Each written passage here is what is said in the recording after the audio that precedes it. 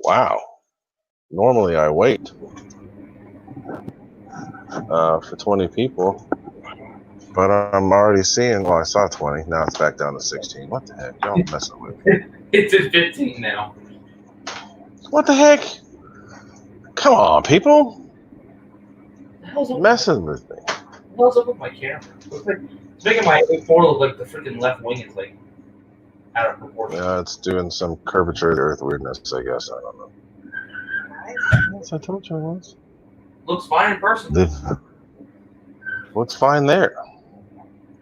Anyway, what's up, people? Sorry if I seem a little under the weather, but I have worked 22 hours in the last 2 days, so I'm a little bit tired. There's Mrs. Fiery Booty here.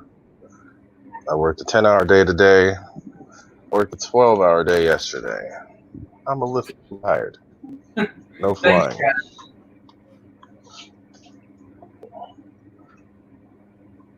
No, he's not that way. He's this way. Goof, a little N over there, got his crazy new A4, so he's happy about that. So, Ray, didn't we talk about that new computer last week? Because you're already glitching. Oh, well. If there's glitches, there's glitches. So be it. So what's up, everybody? The show must go on. The show must go on. I've had too much stuff, and I've had actual working. I mean, stuff that I have a full-time job. So I still not only make fiery booties for fun, but I have to actually work. So last time off, and then ended up having to go back for a project. The project is all haywire, stupid, mismanaged, whatever. So instead of being able to show up, do what I need to do, and leave, I've been there for a long time. So 10 hours today, which is better. Yesterday was 12 hours, and it was pure punishment, the whole 12. Just bad. Very bad. And if the camera's glitching, I apologize, but I couldn't get my new setup going yet. Look at it down the street. Anyway. It's just when it's like that. On that looks funny. I don't know. It's some funky curve with your camera, or it's the stuff behind it. There's a straight line. There's a straight line behind it, so that straight line behind it's going to make it look weird. Oh. The wing's not bent. So, no, it's not. It's fine.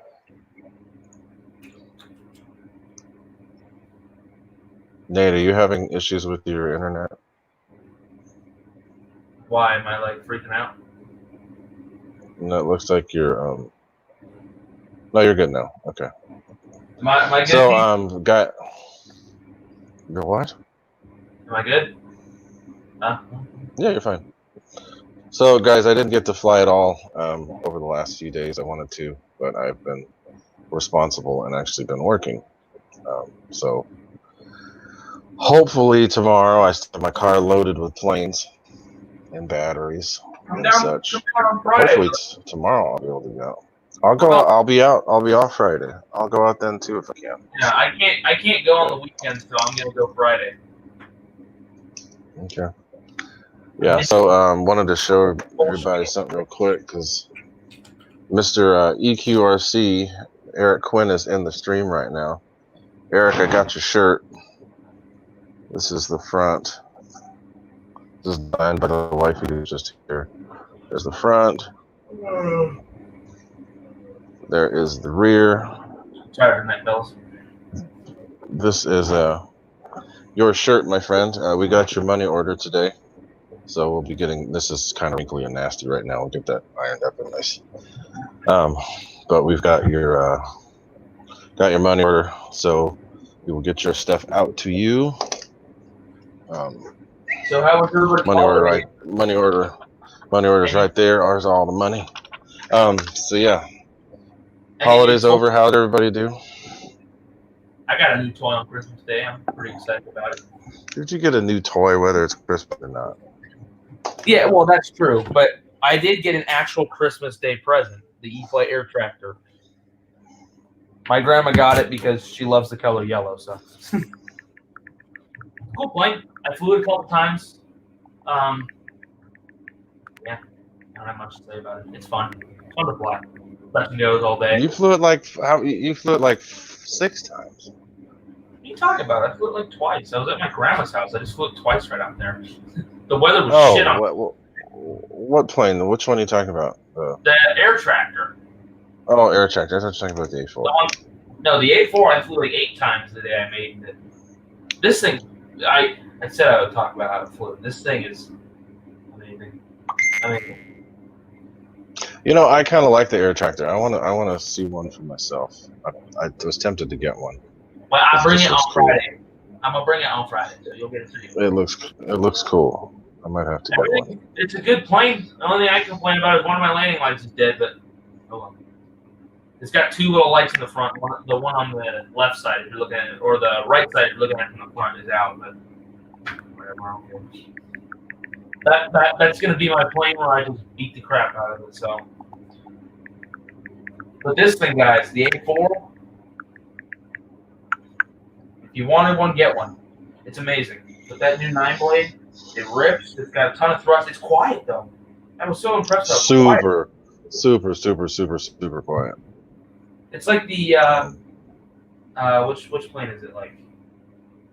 Something else. It's super quiet. I don't know. It's really quiet. It doesn't make any noise. Like I was flying with Max in this F-14. If my fan would have quit, I wouldn't even have heard it. It's quiet as hell. Oh, hey, check it out. Mr. Shout-Offs dropped a $5 super chat. Thank you, my friend. I just noticed that right now. But what I would like to do at this time, because I forgot, since I'm tired and I'm getting old, I forgot to give everybody shout-outs. So let's start with the very first person to say something in the stream today, which was Mr. Jermaine Spencer. Then we got Jeff in Lower Alabama after that. Then moving to Mark, who's somebody new. So I'm going to say happy holidays to you, and thanks from Barry Campbell, Joe Habib, Jeff in Lower Alabama, George Smith, another noob. Thanks for coming by. We're all noobs here in some way. Who else? Craig Beaven, Shadow Ops, I mentioned already. Who else? Dexter Tucker. I guess he's flying in Alaska on skis. Nerd Steve, what's up? Nick RC. David Martin Graff, Paul Hatcher, David Snyder, Kenny, Hanger 51, JCB 67. And if I haven't mentioned you, I will mention you. Alan Gentry, what's up? EQ, you already, because I already showed you your stuff. What else? That's all I'll mention for now, but I'll mention, get to everybody. George Watts, what's up? Pilot Ryan, what's up? The Pilot Ryan's here too? Sheesh. Hello there, the Pilot Ryan. Dave in Kentucky. Jelonius. Andy Cho. Thanks for coming, Andy Cho. All you new people. Appreciated. Much appreciated. And I'm able to use my phone, so make sure to enable moderators. Give wrenches to people. What were you saying, Nate? Go ahead, because I know you like to talk. I was just going to talk about how, well, I already said how amazing the A4 was. It's just, it flew as I expected, but it exceeded my expectations at the same time. Did you get that? Did you get the gyro working right? Did you take the rudder gain out? Yeah, you saw me fly. When I maidened it, I maidened it when I first got there that day, and the wind was a crap, and I didn't set the gains very high. Because like, I don't know what the fuck set them at, but I set them like 25% or something on the lemon. And it was getting knocked around. It was really windy, and then I flew it that one time, and I was like, oh. So I just put the rudder gain down. That's it. It's perfect. Mess with my rates a little bit. Yeah, Jelonius, that's what it's called. It's A4 Skycock. But What? Ew. No. That's what no flying phallus. That's what Piper pilots, or not Piper pilots, like if a regional pilot sees a Cessna, he's like, that's a Skycock. Skycock? What the hell? That's just weird. Where you're not in the full-scale aviation world, you can't speak on that. But I bet you I still know a lot more things than you do about some of them planes. So you can shut your mouth, little young lad. Do you fly them though? That's not the point. Yeah, no, pop quiz. But there are no quizzes. What? What? You said pop quiz. What? I was joking. What is it? You were talking about how much you know so much more. So like, okay, pop quiz. This is a joke. So this is something that was a little bit surprising. I know many of you know that that I prefer the FMS fans on most of my birds. I will use FMS fans, and in order to get FMS fans, you have to either buy them from someplace overseas or buy it directly from FMS itself. Well, FMS has suspended their shipping because of all the COVID craziness, and partially because of some stuff to do with Horizon Hobby. But I was actually able to get onto FMS's website last week, and I was able to find some stuff and see that stuff was in stock. Airplanes are not in stock yet, but other stuff is. So since we don't have me actually putting together a plane or flying something, sorry Nate, but I'm going to be going full screen for a second.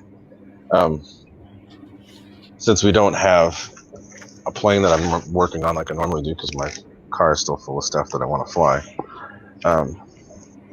I got a box from the FMS, and I'm very happy about it because it's something that I've been wanting for a while. So I'm going to do that little unbox here on the stream. I will have a plane to show next week, though. Well, I'm sure you will. You'll have a plane like every week or so. No, but this plane's going to be cool. Okay. So I'm going to open it up and show y'all what I got. Yeah, and I'm not totally checking up on the chat, but I see that Shadow Ops said he's taking off. See you later, Shadow Ops, and have a good night. Yeah. Hope you do feel better. Yeah, see you, Shadow. Do you know if you're gonna get your controllers in by Tuesday so you can bring me my cheese? I just got it today. Oh, sweet. So okay. Check it out, y'all.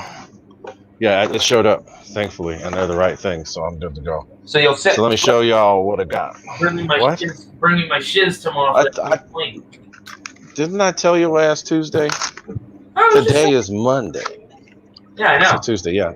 Tomorrow, yeah. I'll bring it tomorrow. Tomorrow. So check it out, y'all. I got me a 80mm Pro. Whoa. So this is one of my new. Huh? You're not a professional, though. You're a professional dingus. So I got myself a new pair of FMS Pros because my plan is I'm selling planes. I've already got one of them possibly sold. But these two, I just hope that I don't miss out. I got two of these fans, and I'm planning on ordering a Kit Plus MiG-29 once I get all my stuff sold.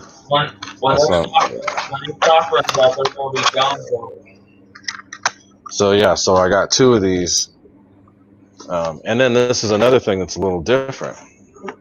We'll have to see about this because my red tail currently flies really good, and I'd be stupid to mess with it unless something goes wrong. But I already know. I got the new 4258. Oh hell yeah! Finally came in stock. This is the same motor that's in the. I think it's the same motor that's in the new Mustang, right? Yeah, that's what's in mine. The 1.5. Yeah. Do it, right. man. You'll be able to keep up with me. Yeah. Well, it's flying good now, and I think I have to get another mount too. But here's the motor. This is the motor that comes in the 6S, the FMS P47. So I'll just have to get the right mount. But then this motor, oops, this motor will go into my custom-made red tail, and will be 6S capable. Now the cool thing about that plane is that it comes with an ESC that is 6S capable. So I've already got it set up for 5S. It flies really good on 5. But 6S is just better. Huh? Which version FMS was yours? I can't remember. I think it's either 6 or 7. It's one of the older ones. But it's one of the older Bs. The B model. It's the 1450. It was the one that used to be like brown and blue. It was the one with the what do they call it? Malcolm said the Snoot Sniper. That's the one. Yeah, so it's a 1450, but I repainted it to look like a red tail. So that's the plan. I don't want to mess with it right now because it looks. What's up, the Fred Barron? Because it looks pretty. It flies great as is right now. Oh, man, you got to make it go fast. I don't mind the speed, and that plane I never wanted it to go fast. I just wanted it to fly scale, and it flies really good right now. Oh, you see it going and fast. it was most of. I mean, I wasn't doing all that bad considering it was 5S. And I can fly for freaking 9 minutes on a 4500 5S. I could probably go longer. So I could fly for 12 minutes on a 6200 6S. I mean 6S. 6200 4S. I can fly for full throttle 12 minutes. I can go 10 minutes full throttle, but I'm also going like 90 miles an hour. I wouldn't say 90. I'd say probably 70, 80. No, it's fast. The thing is, I don't know about 90. It is fast. That Corsair I had was doing like 75, and that thing was considerably slower than that Mustang. I'd say in a dive that Mustang. It is fast. I was smoking. It is pretty quick. Fast. It's quick. It is quick. I'll give it that. I was lapping your red tail. You didn't quite lap it, but you were passing it. No. Well, you were going half throttle, peg leg. Yeah. So, Pilot Ryan, the 1450, that's one of my favorites. That's why I had to change it to a red tail. It's even better now that I added the Liminar X gyro to it. I had a 10-channel in. No, I had the gyro in before. I just never turned it on. So, and I think I installed that here on the show. Yeah, you did. So that's cool. Now, hopefully, FMS will be shipping the new Rafale soon. I don't know exactly when they will. I know that they said sometime around now, so it could be. I mean, I don't know. I don't know for sure. It would be great if it was soon because that's something I'm going to get. I'm curious to see what it's going to be like. Yeah. If that thing looks cool, I might get it, and I'll have to pick between that or the Griffin. Sell one of them. No, I'm selling the Griffin. Griffin's going away. It just doesn't do it for me. I'm gonna keep mine, but I don't know. Air Marshal, what's happening, my friend? Ray, check your Instagram feed. What I just sent you. Oh God, was that what that noise was? I heard something go bubbling. Yeah. I don't know. You might not get it, but I don't think you'll get it. But it's funny if you fly a Cessna in real life, you'll know it's funny. Okay. Well, that's not anywhere near Vianney, is it? No. Clink, clink, ting, ting, ting, ting, ting. Ting, ting, ting, ting, ting, ting. All the panels flapping around.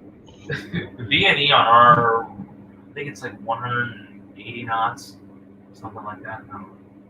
That's pretty fast. That's over 200 miles an hour.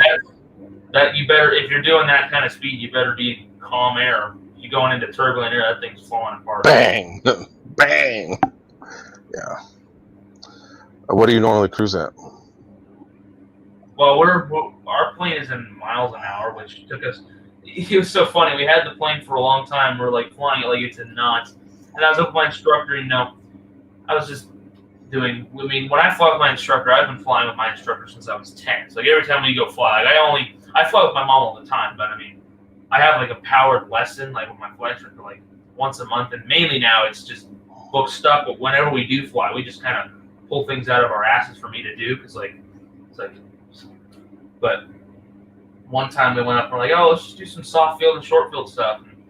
And, if you're landing soft field, the approaches on a 172 is normally like 55, 60 knots. So like, okay. So then we're landing, and I'm doing 55. I'm like, why the fuck does this thing just not feel right? It's because it was 55 miles an hour, which is more like 65 knots. So like, oh shit. Then I'm like, oh wait a second, this thing is indicating miles an hour. So I'm like, okay. So we normally cruise at around like 100 to 110 miles an hour if we're running at lean and peak power. And that's like what, 101, 101, 102 knots? Something like that. Something like that. Okay. Yeah. We usually cruise at around like 2300 RPM ish, and then depending on the altitude, lean out the mixture, so you're running at lean and peak. Now, if you run rich and peak, you can go faster, but you're just putting more stress on the engine. And you're burning fuel. Yeah.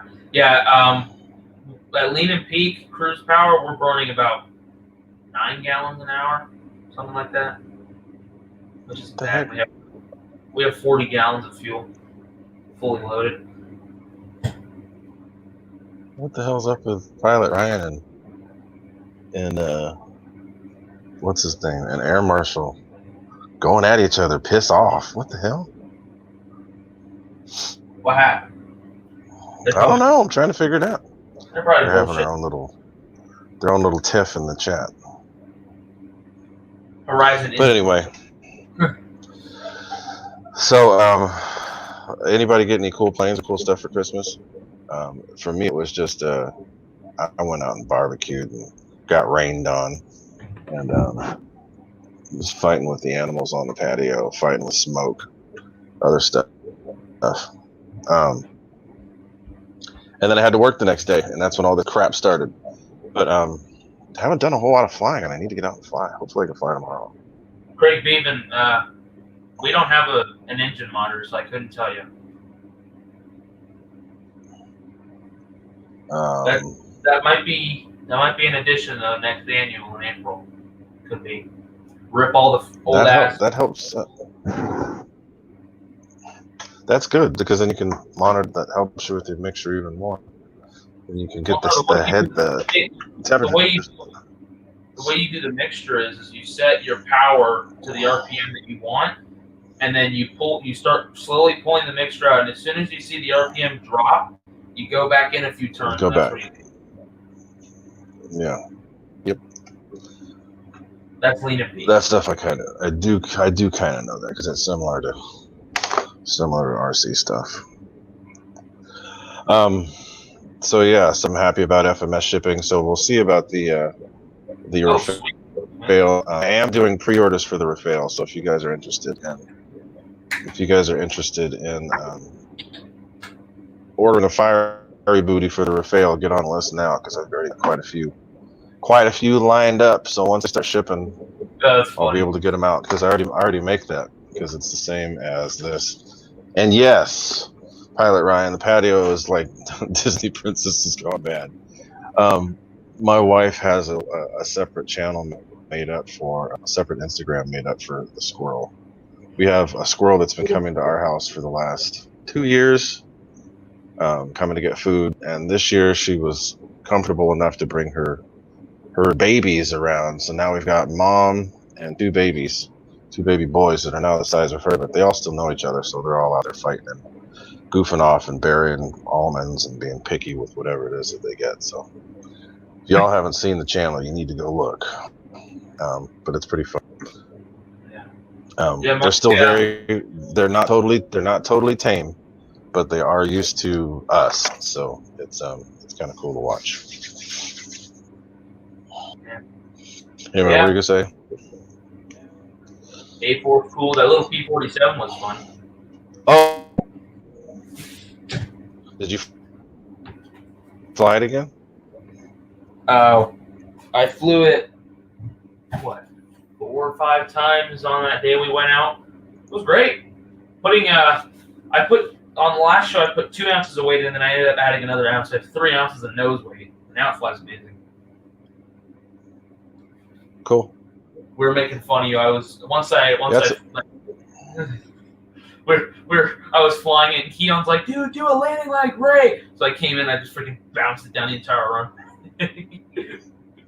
See, but that's the thing. I didn't bounce that plane when I landed it. I actually did pretty good landings. Foolio. Your second one, you bounced it, and then I had to replace the prop because we had a gnarly crosswind in the middle of the day. And I'm like, yeah, I'm gonna fly this thing. So I flew fine, and I landed across the runway, and I rolled into the fence and ripped off the prop. Where did you get the prop? Hobby Zone. How long did it take to show up? Well, honestly, I don't even know because I ordered it last Wednesday, so it took less than a week. Okay, cool. It was funny. It was USPS, right? So I ordered it, and I get the order confirmation, but I never got a confirmation it's shipped. I was like, oh, whatever. Right, it probably won't show up. And then, boom, knock at the door. Oh, here it is. Yeah, and that's what happened with the FMS stuff. Like I said, I ordered it last week, and it's here. So, but I never got any info for it. So yeah, same. I didn't know if it was coming or not, and then it just showed up. Ken Sprouse, I'm grabbing the link right now. Let's see. So it's relatively new. She's only got 133 followers, but take a look. For what? David Martingraf. Yeah, it's the same prop that's on all of the 4-blade E-Flight Warbirds. It's a 10.5 by 8 prop. Which is an FMS prop. Yeah. Okay, so this is the link to the Daisy the Squirrel page. And it's funny, if you look at the second post, I'll show you. This is the the brothers fighting with each other. This is their ritual. It's kind of funny. They'll see each other, and at first they don't know who they are. I guess they don't have that great eyes, but then they start wrestling and grooming and other stuff. It's kind of funny. Yeah. This is from today. That P-47, even without a gyro in the gnarly wind, it flew amazing. That lemon receiver, they must have been the bad batch. And those planes fly surprisingly good. What's up, GB? I just stuck the 620 Spectrum in there.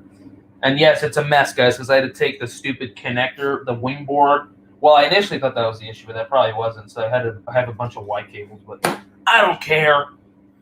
What's up, David Hawker? My favorite plane out of that whole, because this is an FMS / Arrows. Bearcat, I already know. Arrows / who else? Yeah, the Bearcat's awesome. I want to get that. My favorite plane. I was literally about to pull the trigger on that, but I'm like, nah, I want to get this plane. So, David Hawker, most people don't realize that this is the same plane that FMS used to make, and there were two separate motor options. There was a regular power and then high power. The ones that they used to sell here through Rock Hobby were the high-powered versions, and there's a motor mount in there. So this is the small motor. It twists one way, so the small motor fits there. But they have a big motor that they put in there that's a 770 kV. On 4S. That's what should be in there, and and that's what prevents you from having to add all that extra nose weight because it's already got it.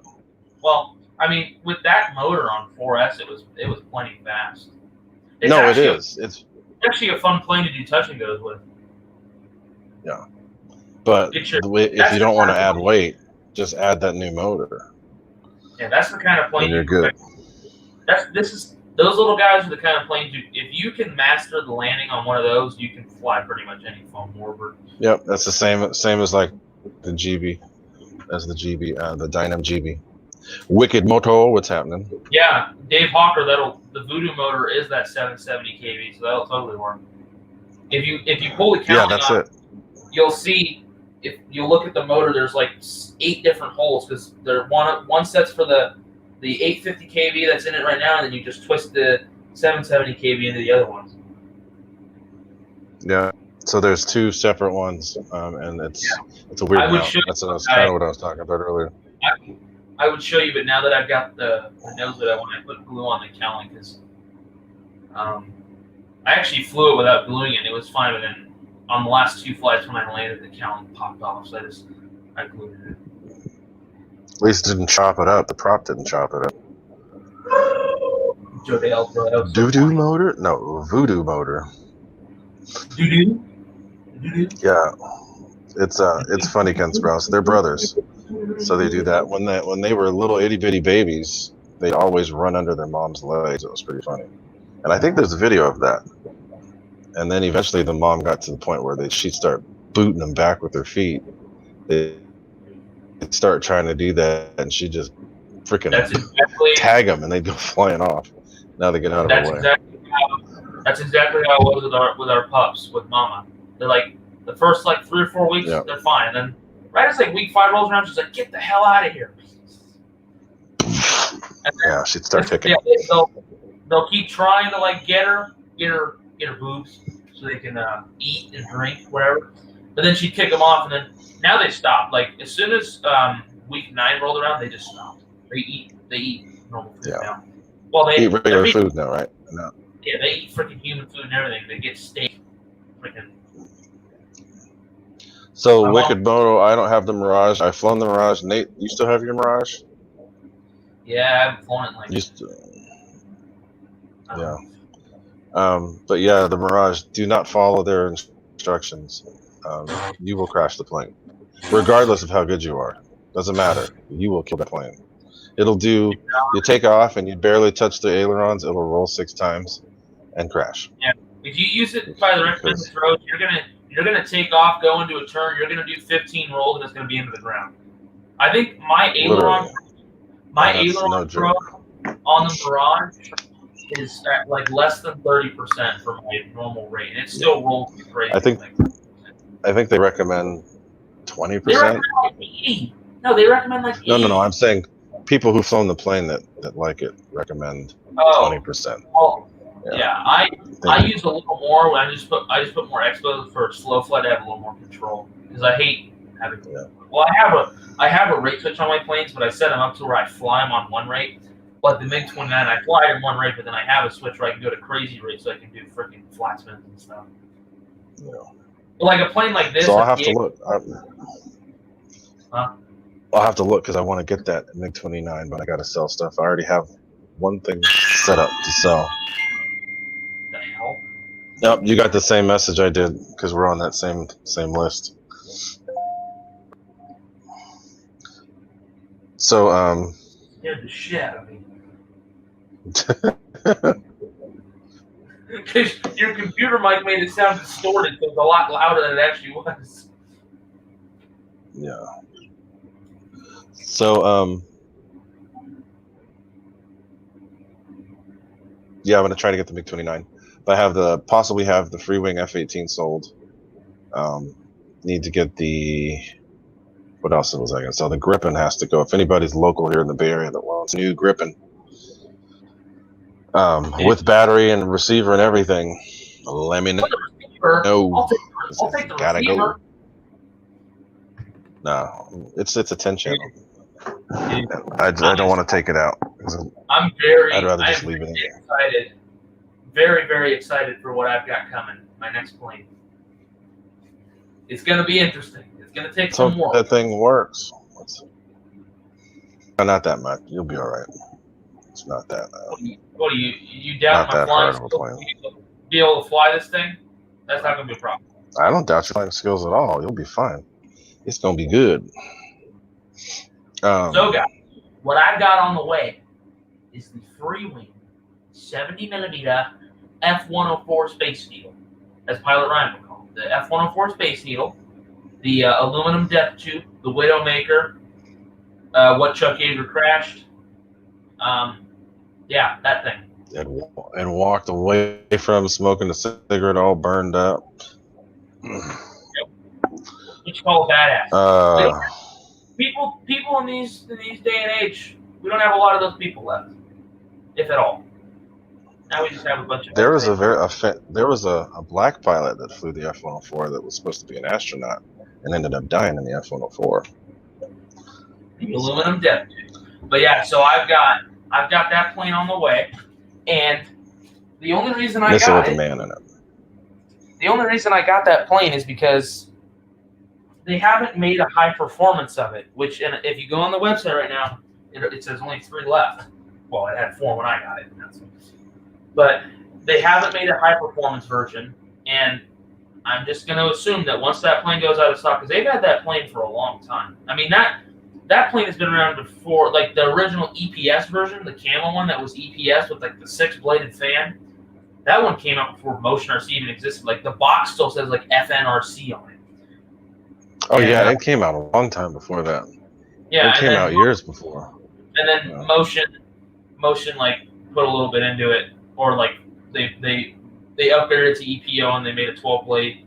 It's like the 2150 kV, but they didn't make a high performance. And I've always wanted that bird. Like it's kind of been on the side. Like I've wanted it, and since they haven't made a high performance, I was just thinking, well, when it goes out, they're probably not going to restock it. So I'm like, okay, I had the money from Christmas, so I bought it.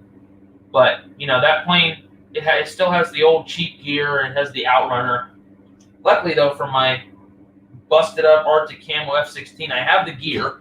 So I've got the suspension nose gear and the mains because they use the same gear.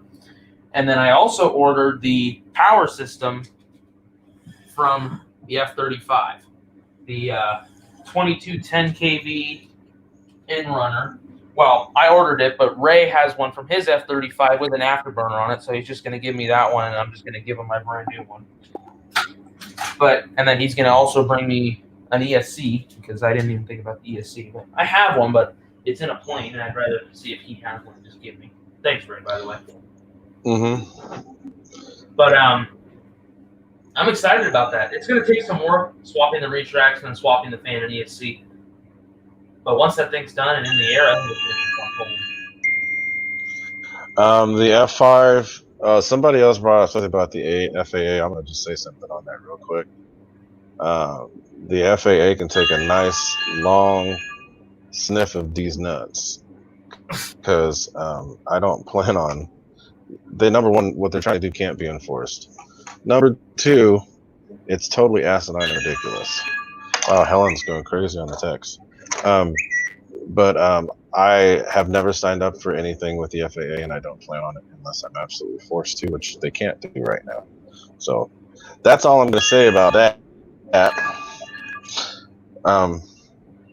And then somebody was asking about the F5. Yeah, the F5 took a lot of getting used to, but it is a fun plane. All those bouncy, stupid landings I had were because of my CG being off, and it's perfect now. That day I went and flew. I don't have my hat cam set up yet, but when I get it back, you guys will see. But Nate was all surprised at my 2 perfect landings with my F5. I couldn't believe it. I got the CG right. It was monumental. Exactly, Dave. If you fly if you fly a goddamn AMA field, you're fine. Yeah, and that's the thing. I fly at an AMA field, so there's no issue. I only fly at AMA fields right now. So I fly at that middle. But seriously, the FAA is. But that doesn't matter.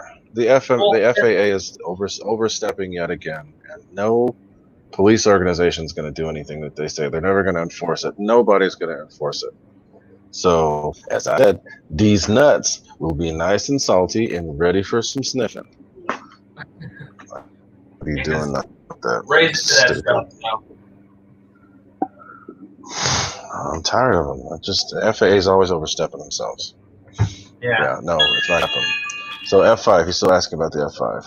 As the F5 is quick. My CG, I have a lighter fan than the stock unit.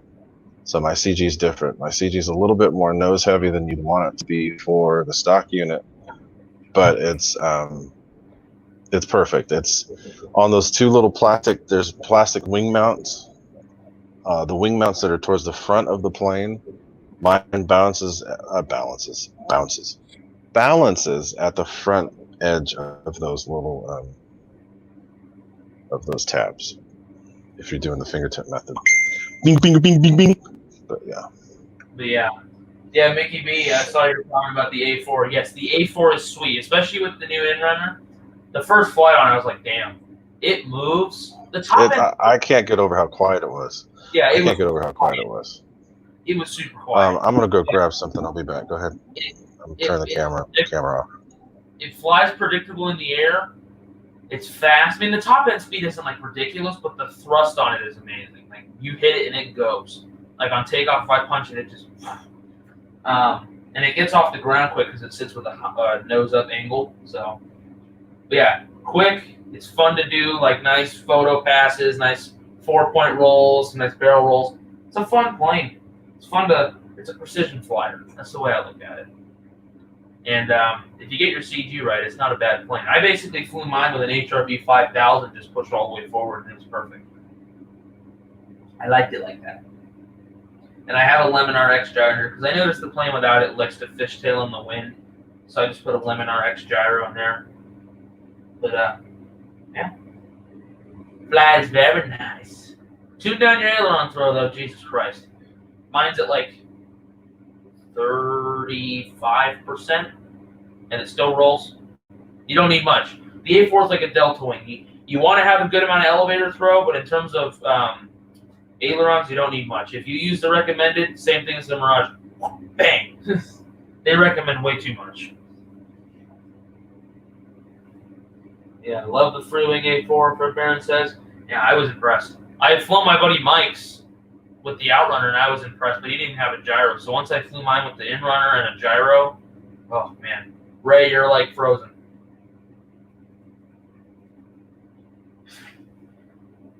Ray has, yeah, he's dead again. But yeah, so some of my decals got a little messed up. One of like the chicken decals that goes on the tail got a little messed up, so I have to replace that. But that's no biggie. That's because I had put that decal on the night before I flew, and I didn't really let it fully dry out, so it peeled off. And then, like 2 of the stripes on the tail got messed up. One of them was my fault. I was moving it in the car, and I accidentally used my thumb and I freaking slid it off. My fault.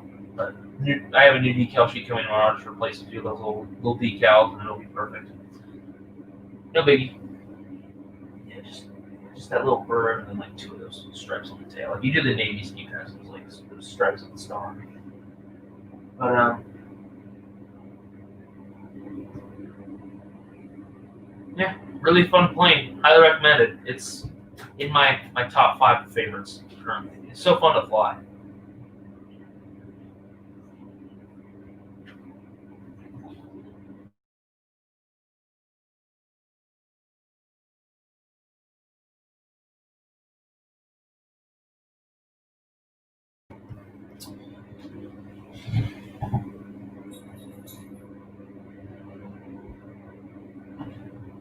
But yeah, man, I bought an F5 because you said it was fast. I need to keep me.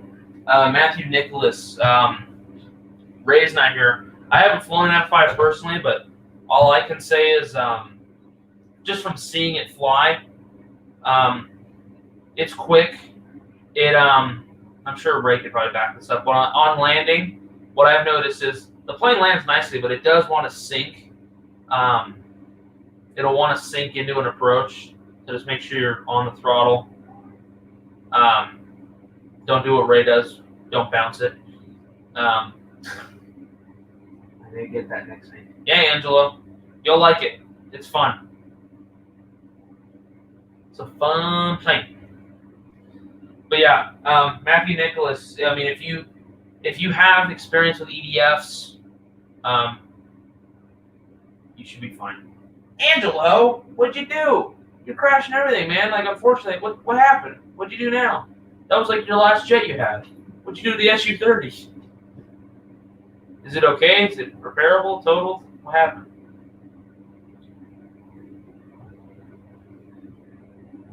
Yes, guys. Frank is comedy. Frank Sylvester. Go watch his A10 crash. That was when that video came out. It was a while ago now. That made my day. Stepping on it, crap.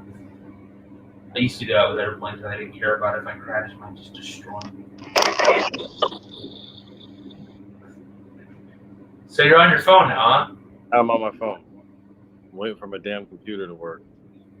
Don't you have a new one that you've had for like? I have a brand new one. I have a brand new computer that's sitting over there, covered in. Why don't you just have your son set it up if he's so good with the computers? I can't because the damn table that the desk that I'm going to be putting it on is covered in afterburners. So, look at my computer. Everything's frozen. Cougar Log, Homeboy says. So it's going to be okay, Homeboy. As my car says when it's on Apple. Cow. Nate Calgow. It's funny. Nate Calgow said. So what I was trying to do, I went and got me a glass of an adult beverage, a peach margarita, and I was going to dedicate this to my friend, our RC buddy, William Murgita, who passed a few weeks ago. So I never did get to post anything saying as a tribute to him, but I'm going to drink this nice glass of 1800 peach margarita to Mr. William Murgita, R.I.P. Mr. William Murgita. So the computer is still doing weirdness. So I can still see the chat, so that's all good. And yes, this is pretty dang good. I got this stuff at the wife and I have gotten this a few times. This is from Smart and Final. It's 1800, so it's the good stuff. But yeah, so I'm a little tired, so this is just gonna make me a little bit more tipsy. But whatever, I don't care. It's good. And yes, R.I.P. to Mr. William Murgita, who is always there in my streams and always there in every single one of my premieres. He was the first guy to say something almost always. Yes. Pretty big salute to him. Pretty bummed out. Yeah. Dang, them dogs are big. I can't get over that. One of them's bigger than one of our dogs now. The one that took after his dad.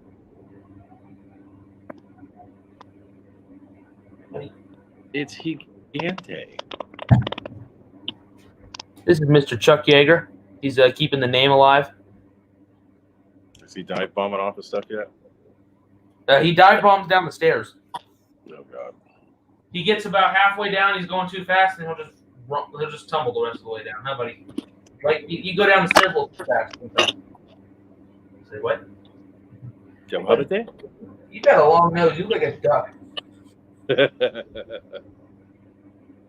So, thankfully, I got my phone here, so I can do all the stuff that I need to for my phone.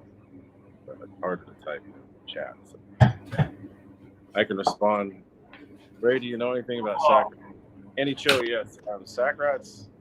The reason why I don't go to Sac Rats is because it's only about 5 minutes closer than Livermore for me, and it's subpar as far as flying. Livermore and all that. Livermore is awesome. Livermore is expensive, and it's expensive for a reason because it's a good field. It's very well taken care of. Big baby. Sac Rats is cool for people that are local, but it's kind of broken down. But it is decent. If you want to fly and if you're close to Union City or in that Fremont area, it's a good place to go. Yeah, I don't want to deal with it. He's the Gigante baby. If I'm going to spend all that time going somewhere, I want to be comfortable and hospitable and not muddy and not near the bay. Okay. So forth and so on. So he's the Gigante baby. Jesus. He's a big man. Hand. They are small guys, but like you can fit them in your palm just a few weeks ago. Yeah. They're Saturday though. They're departing. They're departing to their new home. Andy Cho, if you're in Dublin, definitely look up Livermore. Oh yeah, definitely go to Livermore. You're way closer. But yeah. Have a good night. Are you leaving Saturday? Have a good night, Dennis. Oh, so they found homes? Well, they were supposed to get adopted last Wednesday, 2 days before Christmas, but the rescue lady got the virus. Uh-oh. So they couldn't do it. But coronavirus. But this Saturday they're leaving. They're going to their new homes. Okay. You're not going to get steak at your new house. George Watts is asking about. I don't have that headphones on now. I'll leave them on whatever. George Watts is asking about club dues.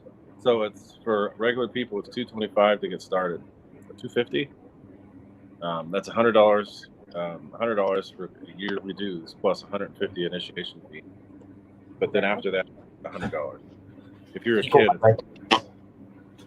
But and it's totally worth it. It seems like it's a lot. You realize everything's paved. You have a long 800-foot paved runway, electricity at every single stall. There's a refrigerator, all that stuff. Sorry if you hear background chatter. Computers just starting to do weird stuff now. Uh-oh. Goes again. It doesn't matter. I'm on here. So if you end up seeing 3 things, because my computer finally declared. Dexter Tucker. From what I've seen it perform on grass, luckily we're very spoiled and we get a nice 550-foot pavement runway. But I haven't flown off grass myself. Although my buddy Mike, when we initially flew his, that was when COVID had started and everything was closed here in California. And he has a little field by his house that was grass, and we made his A4 that day. He did, and it performed fine. Well, they have a little 50-foot AstroTurf surface, which you can take off on, but for landing, he's landing in the grass, and it was fine. It could have taken off, but it was just easier to just punch it and jam it off the ground in 50 feet. This thing's easy though to take off because it sits with such a nose-up angle that just a little bit of back pressure. As soon as that nose comes off, it's in the air. You don't have to yank this one off the ground. It gets off the ground very nicely. It's that kind of plane where you can take off, throw the gear up, stay low, and then pull up at the end. And there's no gear delay, so it doesn't look stupid. For which one? This one. The A4. Oh, A4. I like it. I even convinced Ray to get one. He kind of wants one now. The only person I've seen fly the F4, the first was Ricky. But then see Nate actually do it too. I'm like, okay, well that's enough. I got. Well, Mike flies his pretty good, but all he does is freaking screen passes. He doesn't actually fly it around. He doesn't do scale maneuvers. He just does speed passes. Crazy. He does speed passes and pisses off all the old guys. So Mike's good at pissing. Mike is really good at pissing off people. If Mike is good at anything, he's good at pissing off people. I will say that. So, RC Air Marshal, our dues are a little high at Livermore, but when you see the facility, I have to give a tour. It's it's top notch.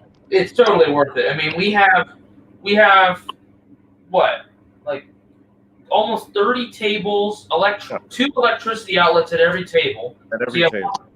Every table, we have 2 storage containers. The first storage container has a coffee maker, a fridge, and we have a lost and found in there. And then the second storage container has all of the food for barbecues. Well, apparently that's not safe nowadays. You can't have barbecues, so they don't use it. But normally twice a week? Twice a week or something. So we have all the food, and then in the back they have a bunch of club trainers and then a real flight simulator. So if somebody new comes out, they let them in the storage container and they do the real flight. Yeah. Okay. And then we have 3 flight stations, and it's usually 2 per flight station, so that's 6 people flying at once. But that's having 2 people at one station is unsafe, so they're only allowing 1 now because of the virus. And then we have 500 coronavirus, and then we have 550 feet of paved, and then like the same length in terms of astroturf if you've got like a belly land or an airplane. And then on the other side, on the far west side, there's a little helipad if you're flying helis. But if you're flying helis like aerobatically, you just fly on the main line. And if you're flying like little young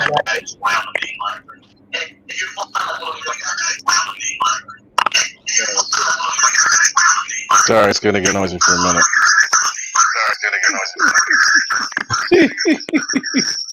It's going crazy. It's going crazy.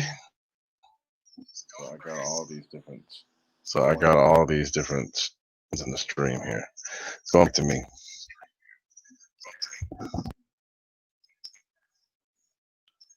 And let's get out of there. Okay. So now we're back to the old one ray is bad enough. Crazy old computer sites that it doesn't want to. So hey, I didn't do the usual thing and say, hey, people asked. So if y'all got questions, people ask questions. And again, tribute to William Murgita, our RC friend who is no longer with us. If I start acting a little tipsy, it's because I'm drinking tequila. So my mom should have made some margaritas for the show. I'm getting a margarita right now. Yeah, buddy. So, Livermore is on Real Flight. It's called Livermore Flying Electrons. You can look it up and you can download it. I don't know if they have the obstacles and all that other stuff set up, but it's there. So is the other one, which is Sack Rats is there too. No, not Sack Rats. Tomcats. The Livermore map is hilarious. The Tomcats map actually comes stock. The Santa Clara County Model Aircraft Sky Park is what it's called. That's where I learned to fly. That's where I flew for like 6-7 years. But until the main access road flooded in there. The field's so open, you just have to do a 2-mile walk in from the trailer because that field's in a public park. But yeah, the Livermore map is funny though. The one that they must have when they snapshotted the picture that some guy must have been bending over, fucking picking his plane up, and he's like an obstacle so you can fly into his backside. That's what's on there. Yeah, some old guy bending. When they snapped the photo, there was like some old guy bending over, and it's like right next to the spawn camera. It's hilarious. Yeah, Tomcats Air Marshal. That's where I learned to fly. That's where I started flying. Yeah, Tomcats. That's a cool site. This thing's, is it me, or does this thing look stupid without the avionics on? That's the way the one that John McCain flew looked like that. I think it looks better. The avionics hump came much later. But I think the avionics hump looks better on this one. Yeah, and those planes are still flying with as adversaries. They actually have those old planes set up with all the newest avionics. There's a couple contractors that have those planes. Attack is one of them. I don't remember the other ones, but Draken. They have those old birds, but they put all this new, all the new avionics and radar and stuff in there. Oh, Drakens? Cool. Chino Airport in the Los Angeles area, they have like 5 Drakens sitting on the ramp, but they're like corroded and they do nothing. Oh, the old ones? Yeah. That's a cool plane too. It looks silly, but it's cool. And pretty impressive, even by today's standards. That thing's amazing. See you, boss 223. Yep. Thanks for hanging. We were pushing 50 there for a little while. On a very late East Coast Monday night. Most of you guys are on the East Coast. The only thing I hate about the avionics hump on this plane is you have to take it off to get the battery hatch open. That's no big. It's magnetic. I just think it looks not. I thought they all connected. Huh? No. The real one was that way too. It's a separate piece. This thing is just magnets on. No, I know that, but I thought that you could still open the battery hatch. No, the canopy latch sits under the. Oh, okay. I didn't know that. That's new. No big deal. Just magnetic. It's just magnet. I honestly want to fly with these big old tanks because it just looks so cool. It doesn't fly good with them. It does that weird wiggle. Here's another fun fact. Oh, hey, is that Frank? Fly with Frank? Oh my God, I can't believe he's actually on. Frank, I thought you were too busy with the baby and that new L-39. Yeah. I was gonna say, I thought he'd be changing diapers. Welcome, Frankie. Good to see you in here, my friend. That new L-39. We need to do some. That global aerofoam or whatever it's called. Need to hurry up and do some formation already. Damn it. Have a good night, Jeff and Laura, Alabama. Somebody was saying something. I was trying to catch up. No, I guess I didn't miss anything. So what else? Oh, so I was gonna say, Nate, I don't know if you knew this. The full scale A4 has a roll rate over 720 degrees a second. I believe it. And it would knock pilots out if they weren't prepared for it. And look at these tiny wings, and look at that big old aileron. Yeah. After the third roll, if you would hold it all the way after the third roll, the plane would just go crazy and start doing like a weird snap thing. Yeah. And it could totally knock you out. That's called adverse yaw. Totally knock you out. Yeah. It would go into a weird oscillation and then just get weird. So, yeah. That's what happens when Ray flies. Actually, I was flying an A4 back in the days. I had a 50 millimeter A4 that I flew. My angel. That was amazing. And the funny thing is, they made the ailerons what the flaps are on the full plane. On the full scale plane, the ailerons on the RC plane were the flaps. So it's kind of funny. Hamilton's hangar. Hamilton, what's going on? He's asking you a question, Nate. You have a question? Oh, I see. How much did you dial down your aileron rates? Good question. I'll actually tell you my rates right now. You might cringe and I'll answer another question. Yeah, everybody needs to understand that our Expo works good. Try it, and you'll fly better. But somebody else is saying something too. I'm asking about when you're going flying next. I'd like to. I was supposed to be flying Saturday, Sunday, Monday, but I've been flying. I haven't been flying. I wanted to be flying in ahead. I've been working. I worked 12 hours yesterday, 10 hours today. I was supposed to work 3 hours in the morning, go fly, but that ended up becoming a whole day and then some. Yesterday, I got to work at 6 a.m. before the sun came up. Worked, then the sun went down. So I worked. I left when it was dark, came home when it was dark. I hate it when that happens. Oh, okay. Anyway, go ahead and talk about your rates. You'll check the private chat real quick on when. Yeah. I'm looking right now. Hamilton. So I actually have my aileron rates higher than I thought for when I liked it. But my aileron rates are at 42%. So I'm actually higher than I thought. But I'm at 45% expo. So there you go. And then my elevator rate. I'm at 50% with 45% expo. That big old 17 gram on the tail, if you use it at 100% rate, there's so much throw that the push rod starts hitting the elevator, like the actual, or the horizontal stabilizer, as we say. So dialing it down to like 50% is like plenty. Yeah. I'll actually show you. So I'm hoping to fly sometime. I don't know when. And I know that I'm going to be off after Friday, maybe even sooner, because I've been working too much. I plan on at least flying the weekend, weather permitting. We'll see. But I can't say at the moment because of work, just totally screwing everything up.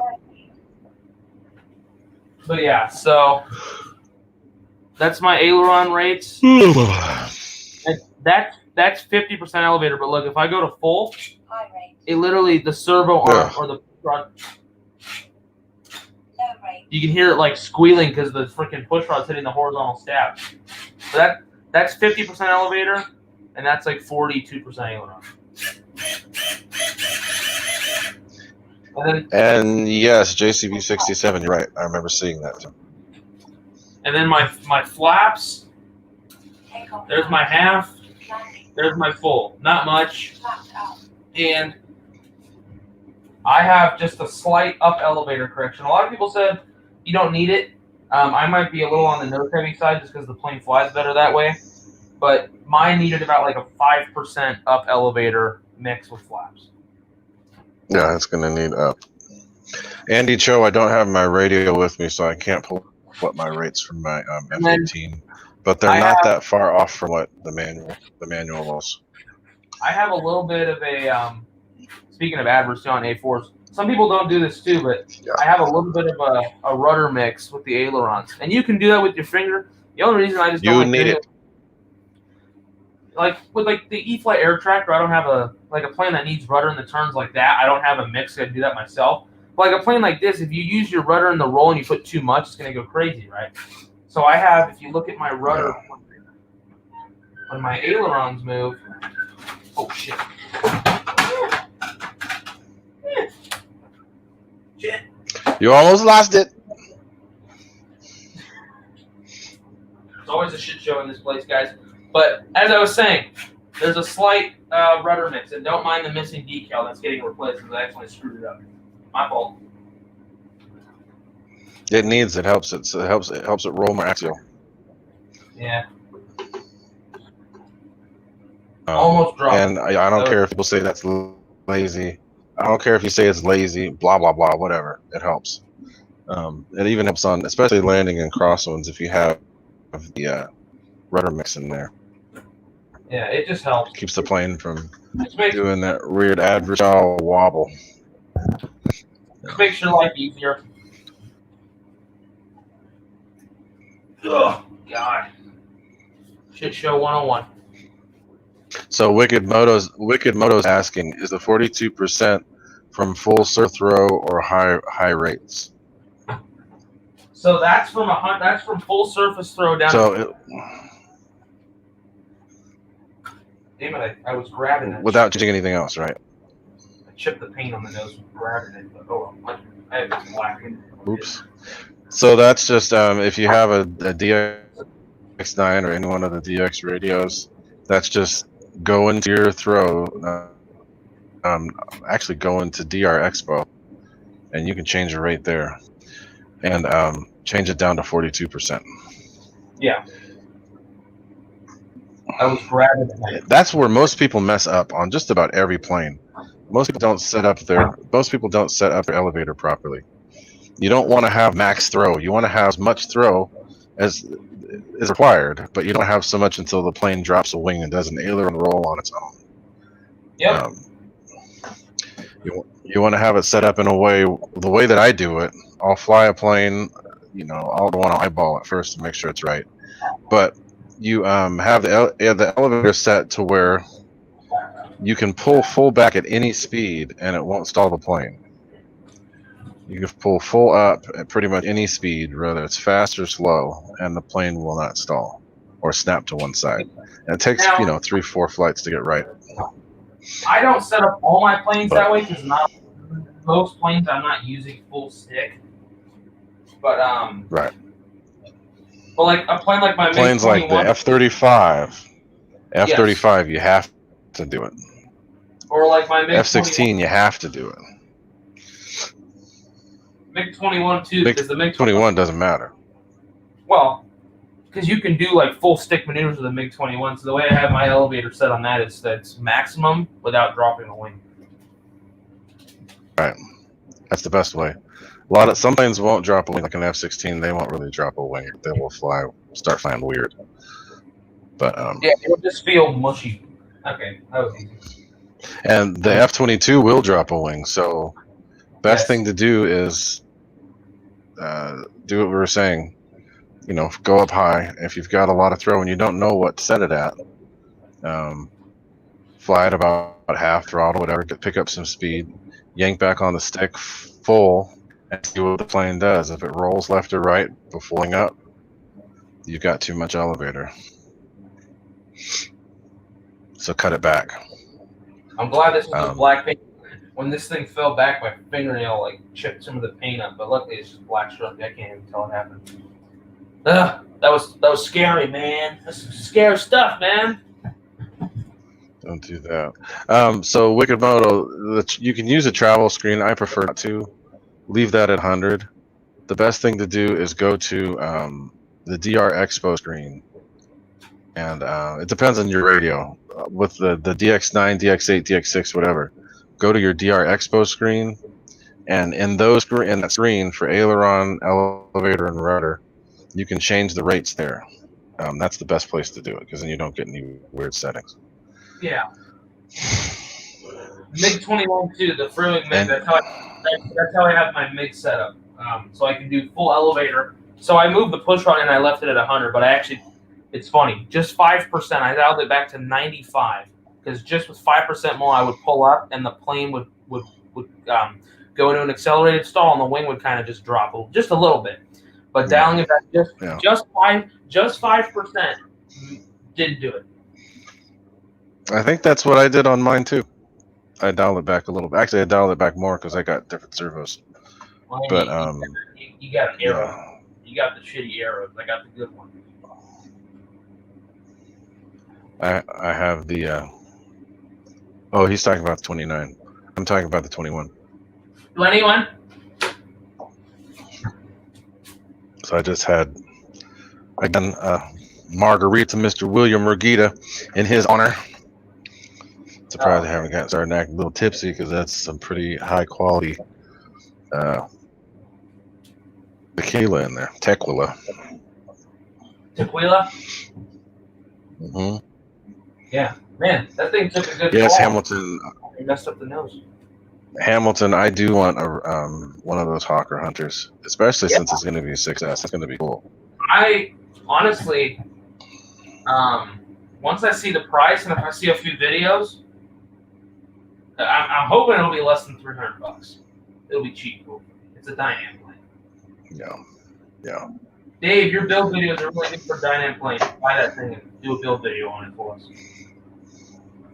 Dynams are fun. I need to take out my Dynam planes.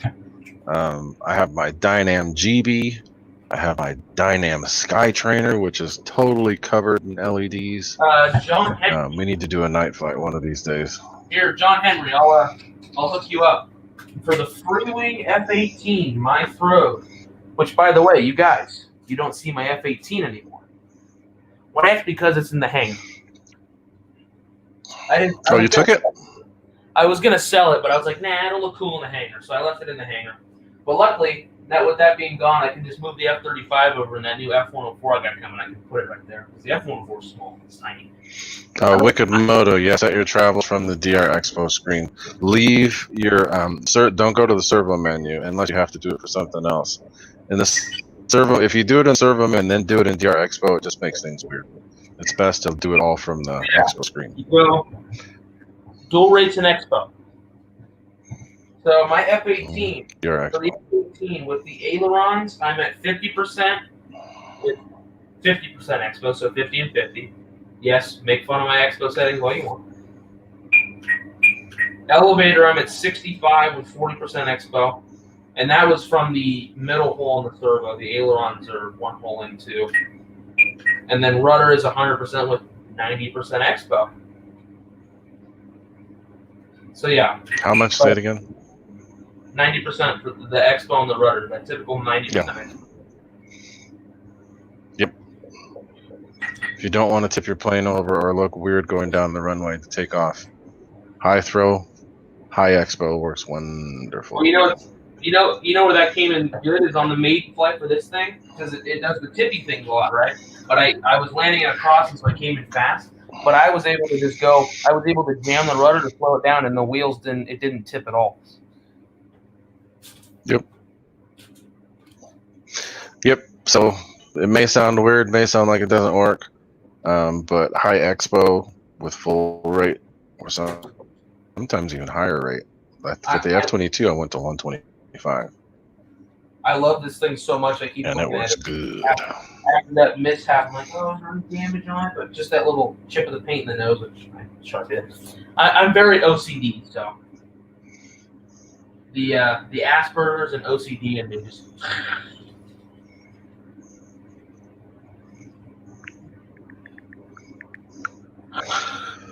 Another happy customer. So yeah, that's kind of weird. Over the last couple of weeks, I had some faulty controllers from my burners, so I was having to send out replacements. But I'll do that. That's what I do. If something's wrong, tell me. I'll send it out at no cost to you if you buy a burner from me. What's that? F104, and then we got the cover my address. We got the EDF. But you're gonna get it from me already, so. That fan's not. That was the one that was in your F-35, right? Huh? That was the one that was in your F-35, right? Yes, and it already got a burner on it. It ain't chipped up or and crap. It sounds. It's perfect. And then sounds amazing. What ESC do you got? I'll do the 100 amp Hobby Wing. Yeah, it's the same size as the 80, so it'll be fine.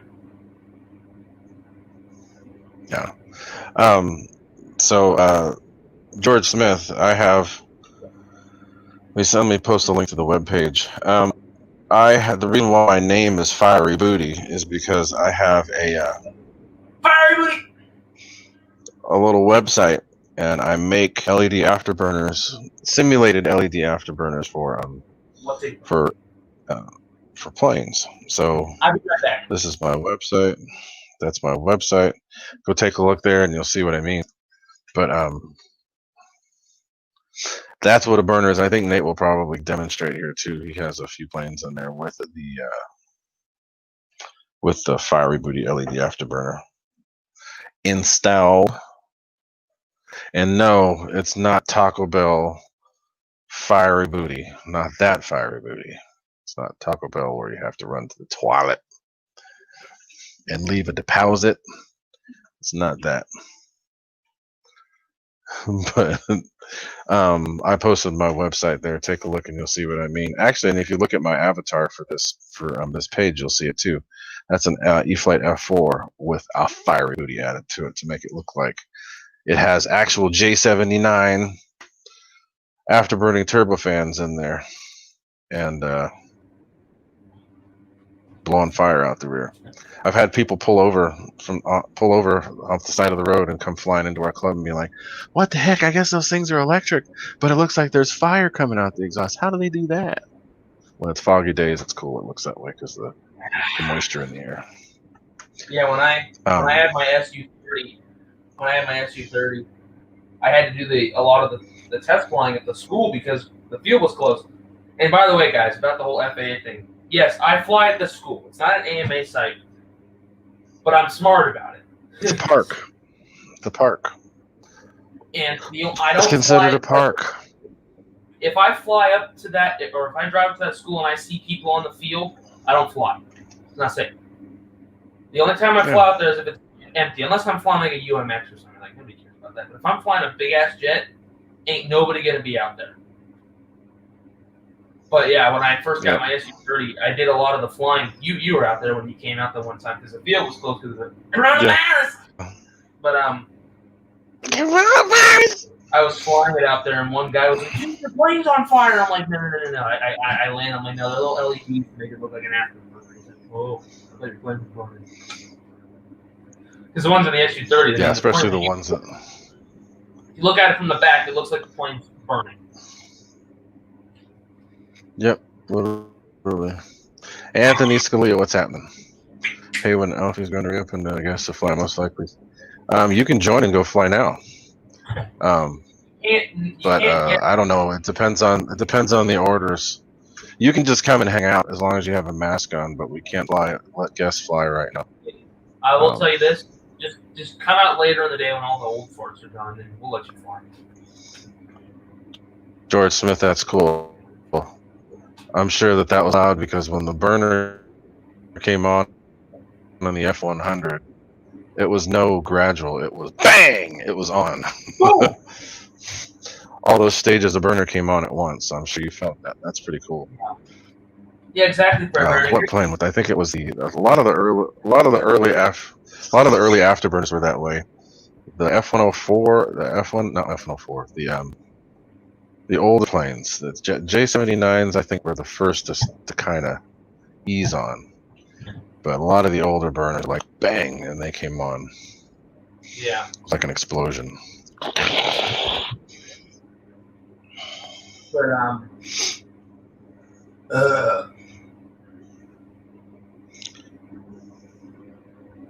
yeah, the shock diamonds. Yeah, that's cool. The plane that I remember the most that was like an explosion going off when the burners lit was the what was it? The F-111. When those burners came on, it was like boom, knock you off your feet. The F-104 was kind of that way too. But it was more gradual. You know the coolest feeling ever is when you're at Reno. You're sitting in the grandstands in Reno, and the AT-6s start doing their race.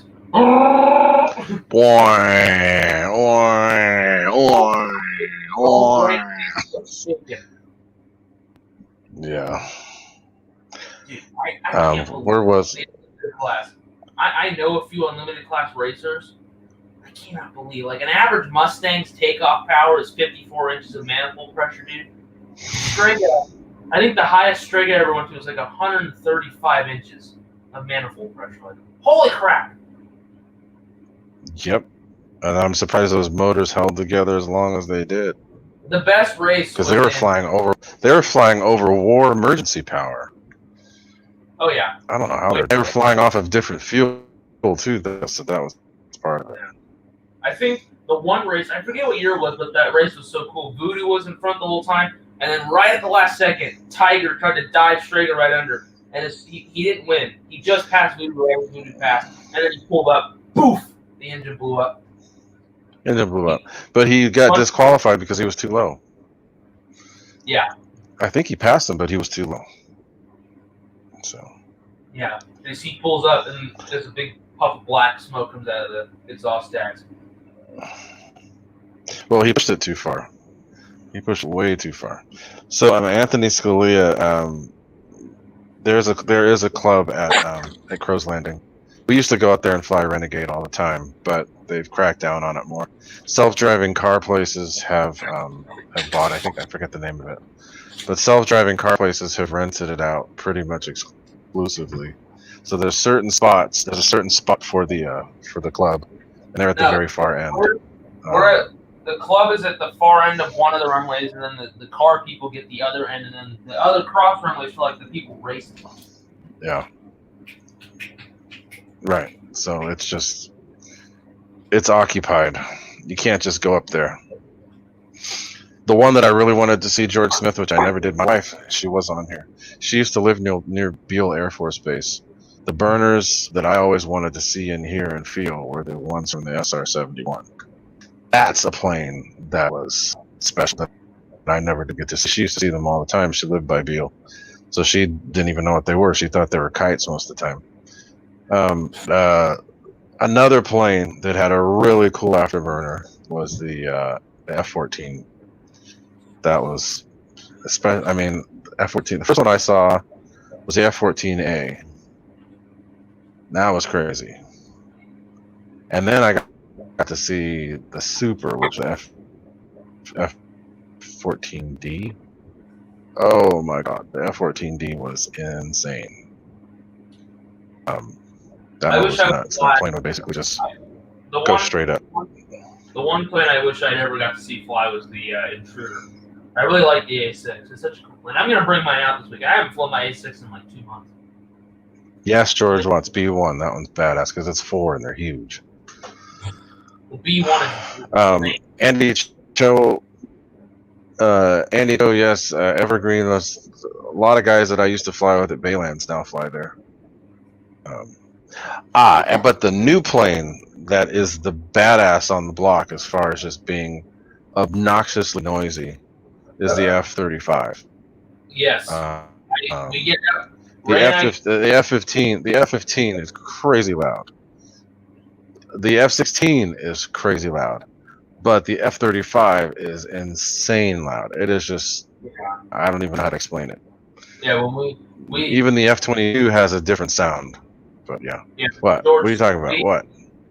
We live right by Moffett. When we get the F-35s coming over, it's freaking loud. Yeah, they are. That's the loudest, regardless if it's single or twin. The B-1 is the only other one that's noisier. Even the F-14 with its huge ass twin afterburners was not as loud as the F-35. There's something about. It's that straight tailpipe. There's something about that F-35. There's no sound to be. Well, it's the most powerful single engine plane out there right now. So, it's just My little F-35 from Freewing is still one of my favorites to fly. I love flying that plane. Yeah. And I'm going to be building Rays tomorrow. That's right.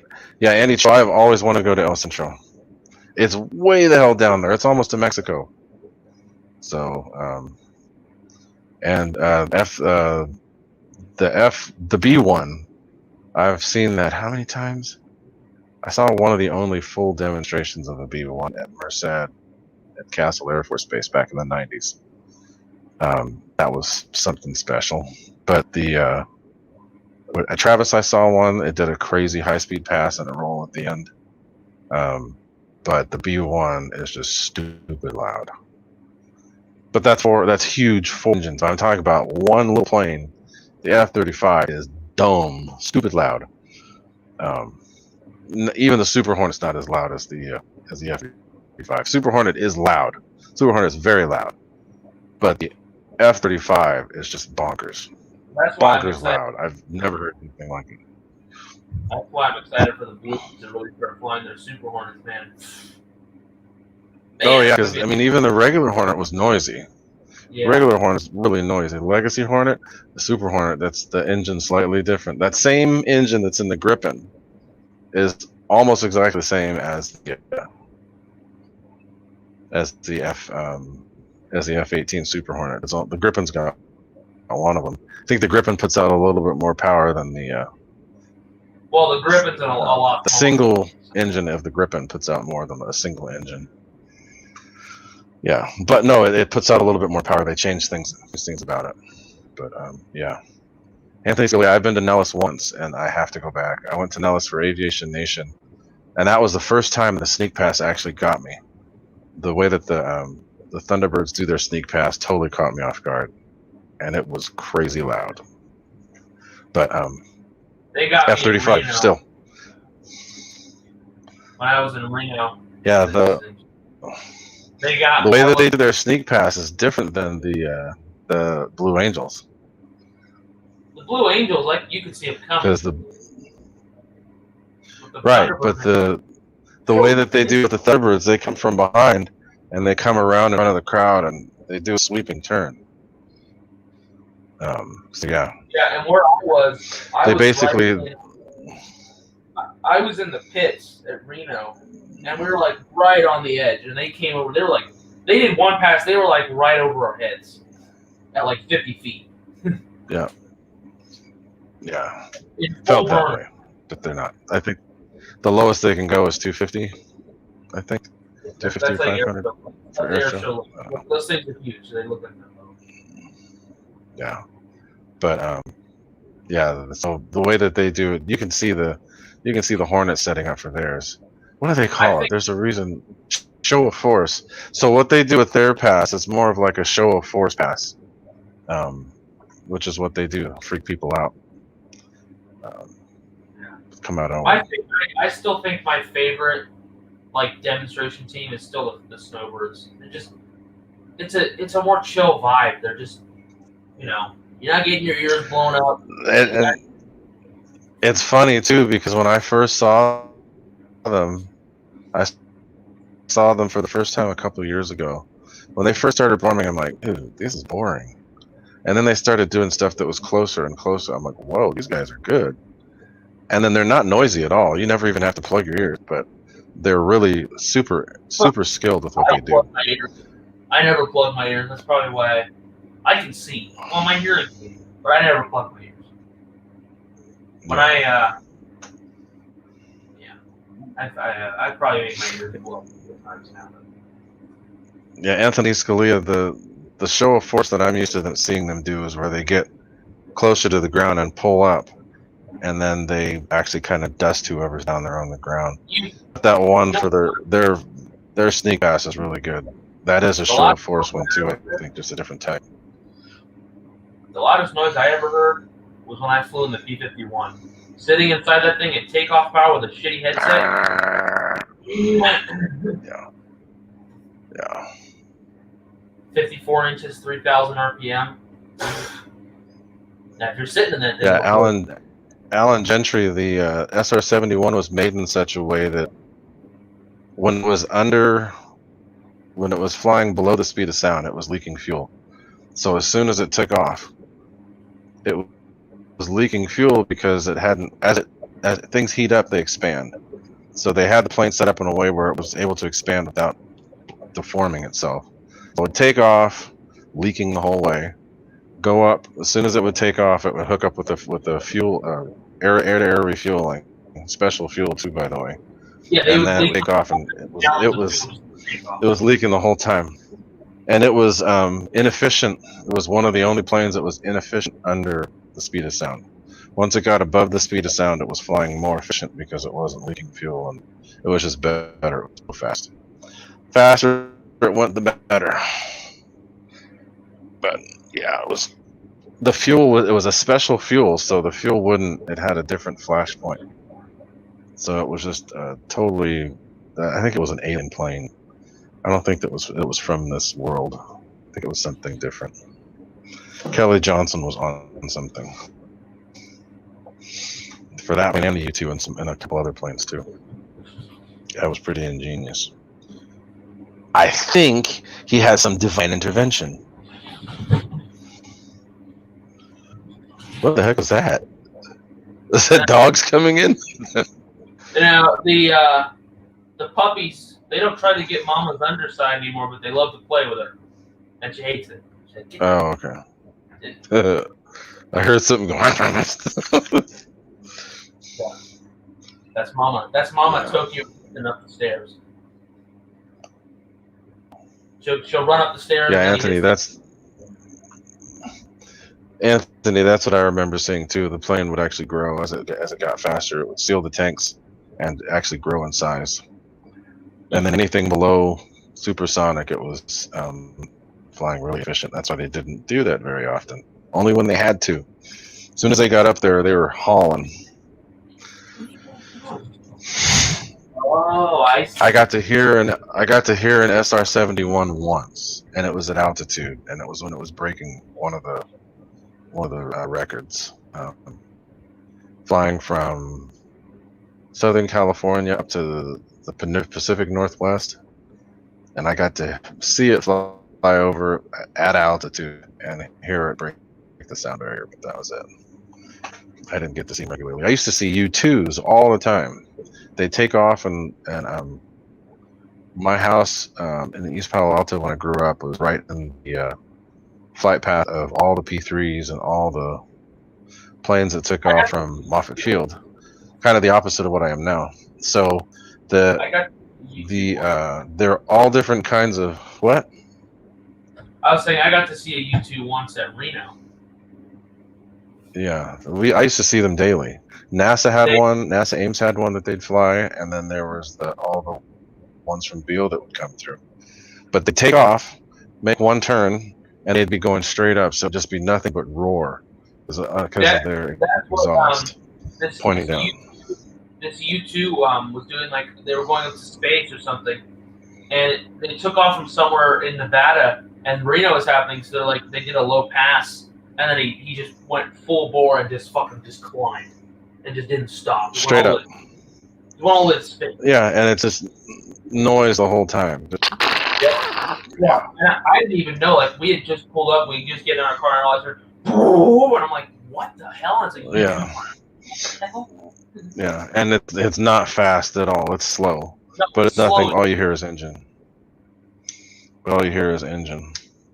I love my buddy Walter. Walter has some footage of when a U2 landed. He was in the car and he's like filming the cars chasing it down the runway. Oh yeah, I've seen that. I knew somebody who did that. Those are government-owned cars too, unless they use their own. Ray works on the government. Oprah. I work for the government. You're working for the feds. Your tax dollars at work. 22 hours of overtime. But yeah, as I was saying, the F, what is it? U2s used to take off. The one from NASA used to fly all the time. The U2, the FU2, yeah. That one used to fly all the time, and it would always take off same time every day, bright white.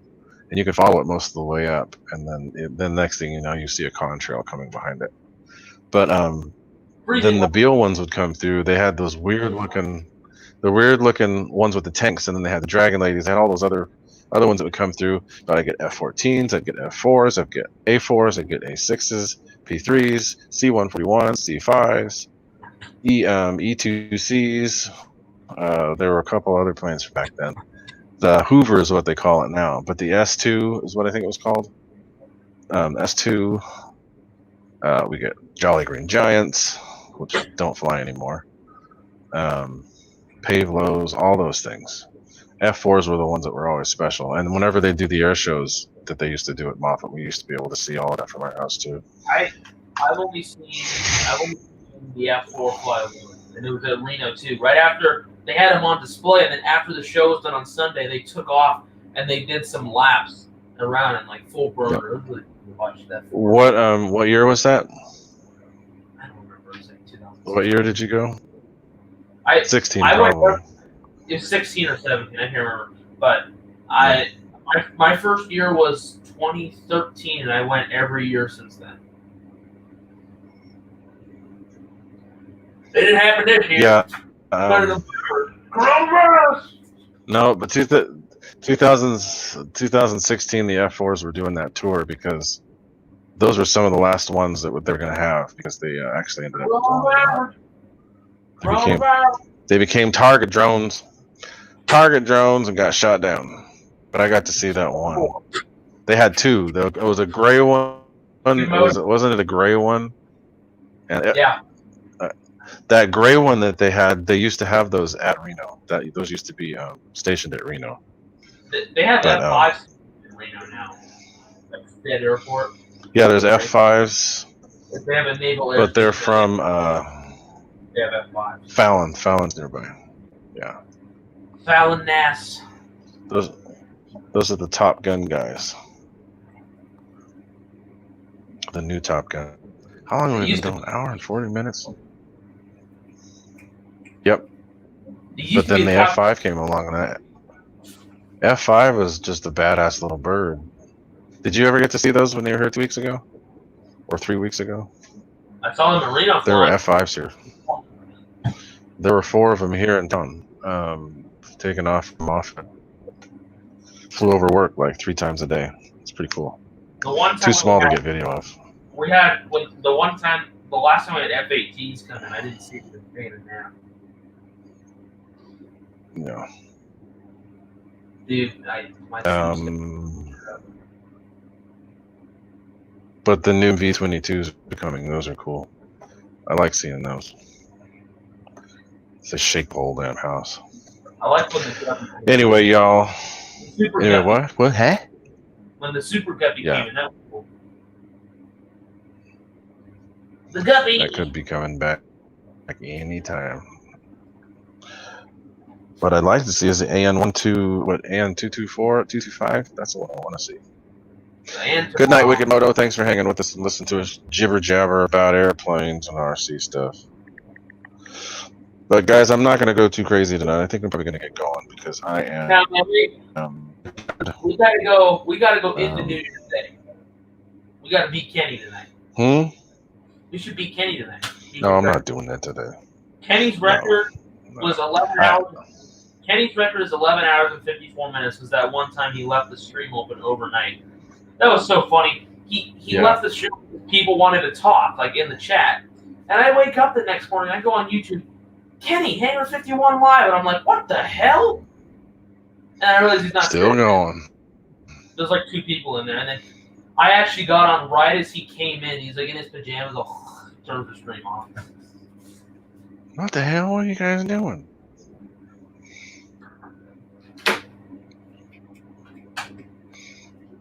Yeah, you must be up there by bowling. There's a bowling field up there somewhere, isn't there? BFI. My aunt used to live near there. Dude, BFI, and then you got C. The one plane that's another plane that I always wanted to see with that crazy loud exploding afterburn was the F-105, the Thunder Chief. That's the one I wanted to see. Thunder Chief. The Thunder. A Mig's favorite lunch snack. An F-105. That's one I always wanted to see, and I wish that they'd make one, but they can't because it was a nuclear capable plane, so they will never. That thing sits like 30 feet off. Yeah, and they'll never make one because it was a plane that was capable of carrying nuclear weapons. So the F-105, F-106, and the F-105 will probably never be you'll never see it flying again because of that. This is gonna be my new F-104. Cool.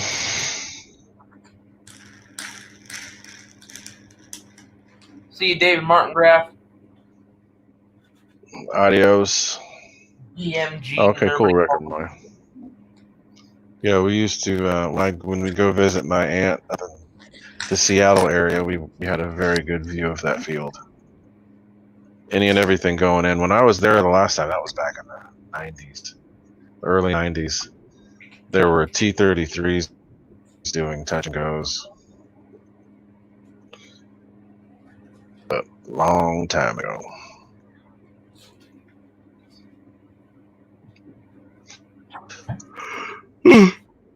So, Mig's in the car. What I've been wanting to do over the last few days is get out to fly, and while batteries are charging, I was going to change the EDF unit in my MiG-21 out at the field. But it's just been sitting there. Just been sitting there, so I can't, because I've been working.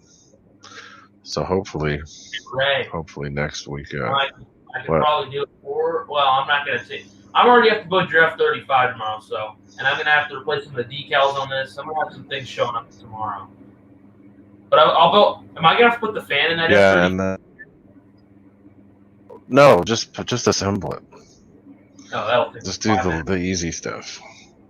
Yeah, I know. I just don't want to do it. If you can help.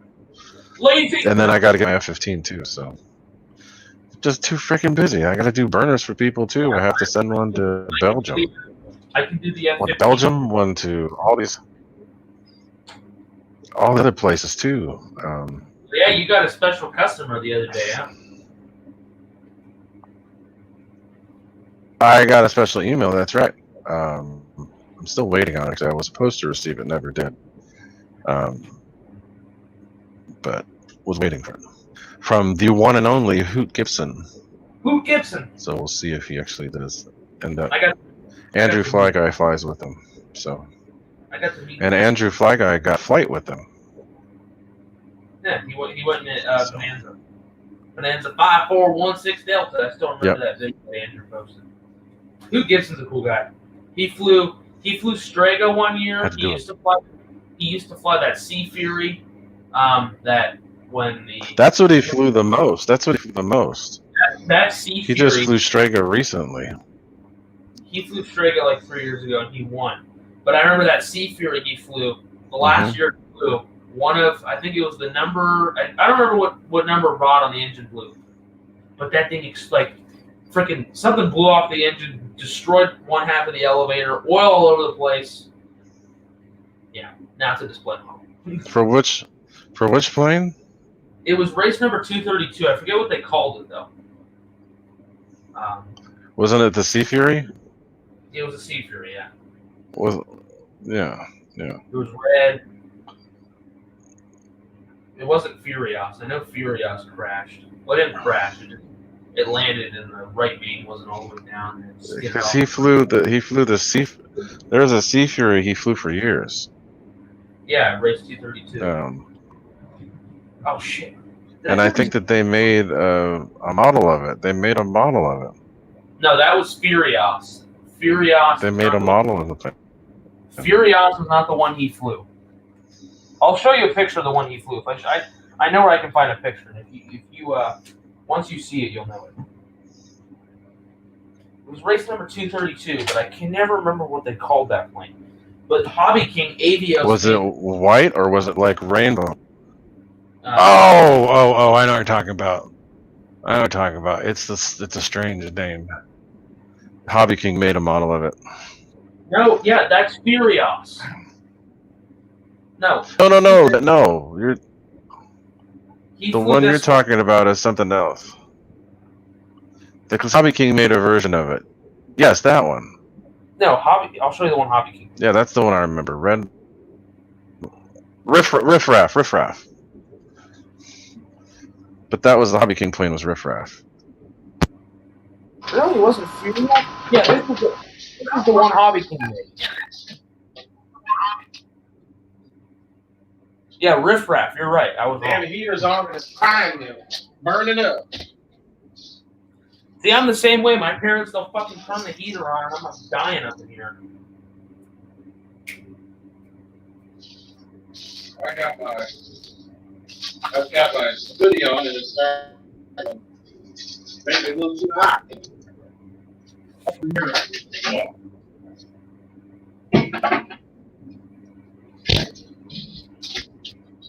So yeah, y'all, this is it.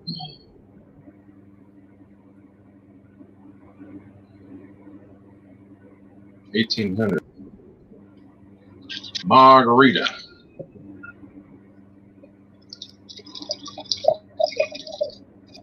Pour a bit more. You trying to get drunk for tonight's show, right? What? Trying to get drunk for the show tonight? Oh, hell no. There will be no drunkenness. Oh. But there will be a little bit of partaking. See you tonight.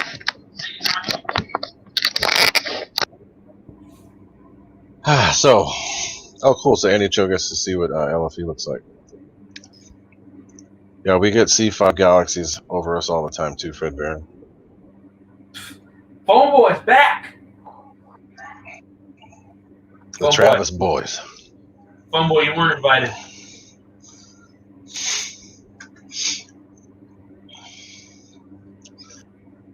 Fred Barron, remember the old C5 A's and B's? They had the that really loud, crazy, whining Pratt & Whitney turbofans. Imagine that sound less than 1,000 feet over your house coming to land. That's what used to happen before they upgraded their engines. They used to fly over our place. I remember some of the old C5s came in and landed, and they were loud. It sounded like banshees. Yeah, but now crazy loud. The new C5s are super quiet. Yeah, they have way more thrust. They got like 25% more thrust than they did before. So we got another take off nearly straight up. So Phone Boy, got an F-14, and he just ordered a MiG-21. I saw that. I've been hyping the MiG-21. 1A1. Little Jack got a MiG-21, and Mike. Mike also got the 3-wing F-4. Oh, Jack got one? Yeah. Jack got one too? Holy crap. Yeah, that last time we were flying, you just were... Dude, that's gonna be... That was loopy, probably. That's cool. I let little Jack fly mine. So he got I guess the T-33 was his birthday gift, because his birthday's right by Christmas. Then his mom got him the MiG-21 for Christmas. Nice. I don't think that one boy said he got to fly Phoneboy said he got to fly in a KC-135 and they refueled the C-5 and C-17. That is very cool. Yeah, that is cool. That's very cool.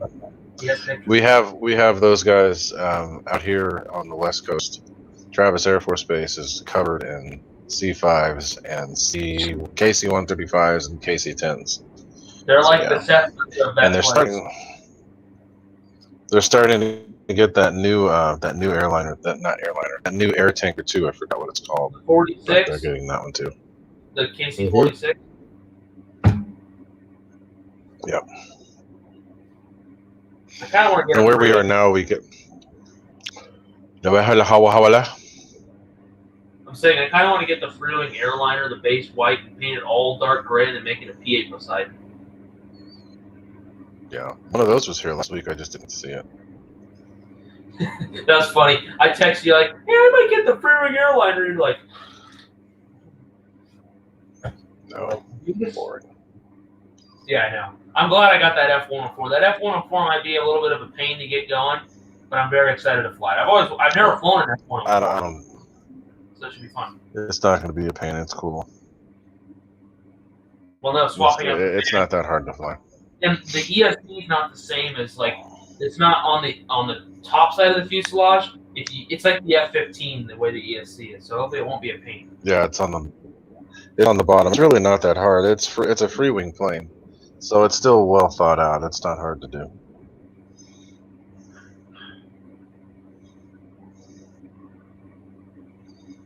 Dave. C-130s. His birthday is 5 days before Christmas. Oof. That's tough. My poor son, his birthday is July 5th, so nobody can ever get to his birthday party. Why? Because they're always out for 4th of July. It's on July 5th. Oof. And it's out of school. You know, well, he's out of school now, but when he was in school, he always used to have to do his birthday during the school year because, you know, it was always in July. Nobody was around. My birthday's in February. C-130s, we deal with those daily. Yep. C-130 is a daily occurrence here. Yeah, Wait a minute. I forgot. I was out packing the car one night to go flying, and all of a sudden I hear this big old rumble. It's a C-130. All of its formations. Yeah. That's the coolest thing when the formation lights are on. Formation lights are cool. The little green bar lights. Anthony Scalia, they do allow turbines at LFE, but they have to be under a certain thrust rating. I don't remember what that is. 80? Is it an 80 size? No bigger than that? What? Huh? What? What's the biggest turbine allowed at LFE? Is it an 80? 85. No more than, it's an 85 and no more than 19 Newton pounds of thrust. If that's the case, then it's got to be 19 pounds? Yeah. Because newtons and 80s and newtons. 85 is newtons, which is weird, but whatever. Or no more than 85 newtons. I'm an idiot. I'm tired, guys. I'm going to say, what the hell? See, my title says King Dingus. And C-141s. I missed the C-141. We used to see those daily, too. I'm King Tired Dingus tonight. My sleep schedule's been so screwed up because we had Christmas and then my cousin came over and stayed with me for 2 days, and I didn't go to bed until like 1 a.m. each day. Today was weird. I went to bed really early. I was out at the airport all day yesterday, and I did like an hour and a half of a ground lesson with one of the instructors, which was good. Because I'm going to be taking my check right here in like probably 2 months. So I got to get ready. Hoobie. But I went to bed at 8 o'clock last night. I got home. I was like, fuck, I'm tired. So I went to bed, and then I woke up at like 3 in the morning. God damn it. And I stayed up till like 7, and at like 7:30, I passed back out until like 10:30. I was actually watching your videos at like 3 in the morning. Videos. Don't do that. Don't do that. What? What do you mean? I was just laying in bed. I was laying in bed and I was watching Gooniac videos of us flying, and I was laughing at myself. I know one. I have a whole bunch of videos yet to push too. I gotta publish a whole bunch of videos. Yeah, you published the one. But y'all, I'm getting the what? Yeah. Sweet George Smith. Yeah, I'm gonna hopefully take my glider check ride in February time, and then when I turn 17, I'm 15 now. I turn 16 on the 24th of February. But I'm gonna take my glider check ride hopefully around my birthday, and then I'll solo. Wait, you're 16 now? No, I'm 15 now. How old are you now? I'm 15. Well, that's what I thought. So what the hell are you talking about? In the future? No, I'm gonna be 16 in Yeah, Jelonius. And then I'm tired, man. I've been up since 5 a.m. And then I'll take another shot here. This is the last of it right here. Take another shot, Ray. I'm nowhere near tipsy. I'm good. But yeah, I'm getting tired. No, it takes a lot to get me even the slightest bit drunk, which is why I don't drink very much, because I know I can drink a lot. Big boys take a lot, although I don't know about getting drunk, but I know being big, it takes longer to kick in. I've only been drunk 3 times in life, and when I was, it involved a lot of this and saying screw you and other things to people. It was funny. Crawling on the floor. But yeah, I can drink a lot, and I don't like that, so I just don't do it.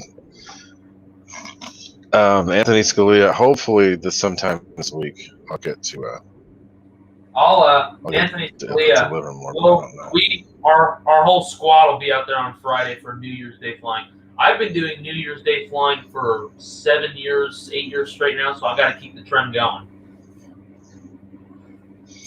Yeah, we used to do that at Baylands too. Anthony, come out on Friday. You'll see us all. You'll see Ray, me, and all of our other dumbasses. I'll probably be smelling like diesel, but I'll be there. Ray, you always smell like. And I don't fly turbines. And I don't fly turbines. Actually, Anthony, yeah, we'll be out there all day. I'm leaving my house at 6:30 in the morning. I'll be there at like 7:15, and I'm out there till dark. We'll be there all day, so come by anytime. When we fly, we fly. I'm out there from sunrise to sunset. Yes. Diesel nuts. Yeah, I've been fueling generators. So yesterday was over 1,300 gallons fueled. Today was somewhere in the neighborhood of about the same. So yeah, I had to move big old 400 kVA generators around, fuel them. So yeah. I have a big diesel F550. It's bright red, and I call it a little red. Big red. Little red, because it's the opposite. I think pulls just about anything, and it does not care what's back there. You say I was pulling a. You said an F550? Huh? An F550? Yeah. Oh damn! That's a big ass truck. It's big. I'll send you pictures in a minute, but it's big. I was pulling a big old 4 kVA generator. I wasn't even paying attention. But there's these on the back side of the property where we work. There are these hills. I was doing. If there's anybody watching this from work, they're going to get mad. But I wasn't paying attention. I was doing our speed limit on work is 25, and I wasn't paying attention. But going up the hills, I was up to because I don't like hearing things lagging, so I just pushed it 55 miles an hour up the hill. I'm like, oh crap! Hit the engine braking, all that stuff to slow it down. But it does not care what's behind it. It was like a 18,000 pound generator. Didn't care. But I got my Jake brake, pushed that button, pushed the tow button, and it slowed itself right down. Does that one have like the trailer? Does that one have like the reversing trailer assist deal where you can just turn the knob and it just does it for you? Nope. It's all on me, baby. And if I'm you want learning how to maneuver to that the right, thing. gotta go left. It's opposite. It's the opposite. So if you're looking in the mirror, you start to see that trailer show up on that side. You point the steering wheel that way, and it goes away. Ray is really good at jackknifing trailers. The right way. The right way. If you want to jackknife a trailer to get it parked, you can do it. It's all Just in the don't hip. actually jackknife it. Just don't actually jackknife it, because that ain't good. Mess up your bumper. Messed up the top. Mess up all the trailer stuff. Not good. But I have a 550-gallon tank that I pull behind me, and this one spot I have to go to, the only way to get in there is to go, I mean, I could back in, but there's enough room to turn all the way around. So I'll pull in, and I'll get as close to the generators as I can, because that's where the hose is, and then whip it. JT200 driver, what's up? That's what all the ladies tell me, Dave. Yeah, it's all in the hips. Ooh.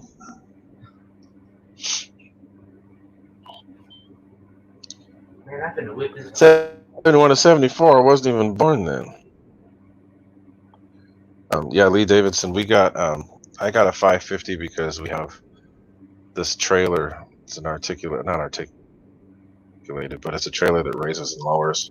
Can go up to the size of a loading dock, and we have a genie boom, which is a what do they call it? A lift. It's a man lift, but an articulated man lift, and you can't drive it everywhere. So we got the trailer, so that we put it up on the loading docks and other stuff. The trailer itself is 14,000 pounds, and then you put the genie boom on there, and it's the total weight. And the trailer's overloaded. Not going far, so it's no big deal. But the trailer with genie boom, the trailer with the genie boom on it is 21,000 pounds. 21,000 pounds. A genie boom. Genie boom, that's what it's called. Genie lift, and it says genie boom. Sounds like something R.C. Air Marshal. We call them genie boom booms. A genie boom. Sounds like something Dave Marshall would use those things. You can't use You can't use a damn genie boom in a submarine. Hey, phone boy, I thought you said you were sticking out to the end. I know it's 12:20 where you're at, but you made a commitment, buddy. I'm good. Good night, phone boy.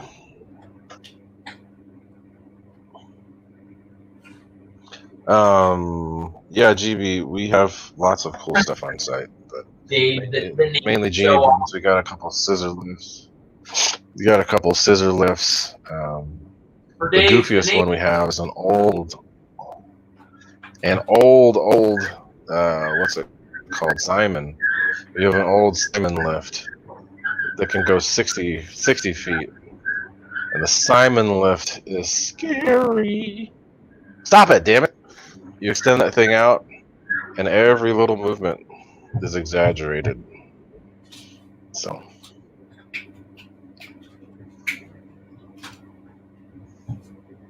You can't use no genie boom in a submarine. Yeah, I was gonna say it sounds like a toy, Dave, like a genie boom. Yeah, GB, this is funny too. We had these because I work on those things too, because most of them are electric. But we had this one brand. I forgot the name of the brand, but I have pictures of me on Facebook in the thing. They would get away from you. They would run away. So the motor controllers would stick, and they'd override the brakes. I forgot the name of them. They were crazy. Freaking dangerous as hell. You'd be driving along, and then all of a sudden you'd have no control. They'd just take over. And they start driving off. You're trying to stop or trying to take our foot off, hit the emergency stop, hit everything. And they're just driving. And they have a limit of they'd limit out at 3-4 miles an hour. But these would get out to 10 miles an hour. And if you were in that boom and not prepared for it, it would launch out of it. So, yeah. Dry dock outside. No, it wasn't Heister. I can't remember the name, but it was crazy. A couple of, and the brakes were smoking, everything. It was crazy. we ended up having to get rid of them because they just out of nowhere go full power, one direction, and you couldn't steer, you couldn't do anything. Wherever the steering had stopped is where they would go, and there's no way to stop it. So we're like, what the hell?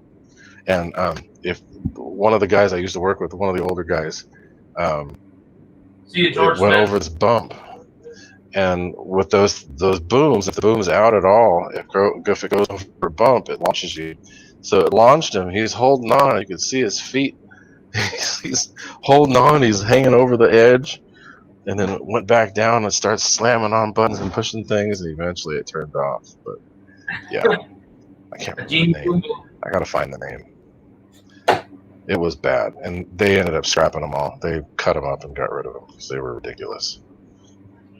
Yeah, Victor is ridiculous. Victor's a great driving instructor, y'all. I've been watching his teaching his wife how to drive videos. Apparently, he took her sitting there scared to death. And good night, George. That's how I feel when I drive with my older sister. I'm like, I hope I don't die. What the hell's going on? I'll have to look up that the name of that brand. I have a picture of it from when I was at this was like 2008. See if I can find it. Let me see if I can find it up in there. Genie Boom Boom. It's random pictures from work. Hippies do suck at driving, and my sister, she just there it is. They were called Eagles. It was by Simon. It was made by Simon, but they were Eagle lifts, and they were freaking terrible. Oh my god. It was horrible. There's a picture of me in one right here. And then I was crazy enough to actually extend out to its full length, what it would do. I don't know what it is with my sister. Can't see it. My sister's driving. She just, the main thing is on the highway. She can't maintain a fucking speed. She's all like like the Genie Boom Boom. My sister drives like a Genie Boom Boom, bro. There's a Genie Boom Boom right there. Ooh, phone boy. I don't know if you can see it. I can see it. That's a Genie Boom Boom. Yeah. My sister can't maintain a speed. She's the type that when she's parking in a parking lot, like in our parking lot, like, I just, I don't get it. And, she has another bad driving habit. I can't remember what it is. She has a lot of bad driving habits. Ryan, I just sent you a couple pictures. But yeah, they were Simon lifts, but they were called Eagles, and they were terrible, dangerous. They almost launched those things to get rid of them. I'm a better driver than my older sister, and I've been driving for, 4 months now? Wow. All right, y'all, we've been going 2 hours. I know there were 23 people, but I'm tired. I got to go 9:30, and I got to be up at 5 a.m. So I'm going to get going. My cat is stuck in the carpet. So, all right. Good night, everybody. Have a good night. Enjoyed my margarita. It's Mid William Margarita. And y'all have a good night. See you, hopefully, from the flying field with some golden hour flying soon. But we will let you guys know. See you, boys. Bye, y'all. Adios. Good night. Thanks to everybody for hanging out with us. 2 hours and 10 minutes. But we'll talk to you guys later. Bye-bye.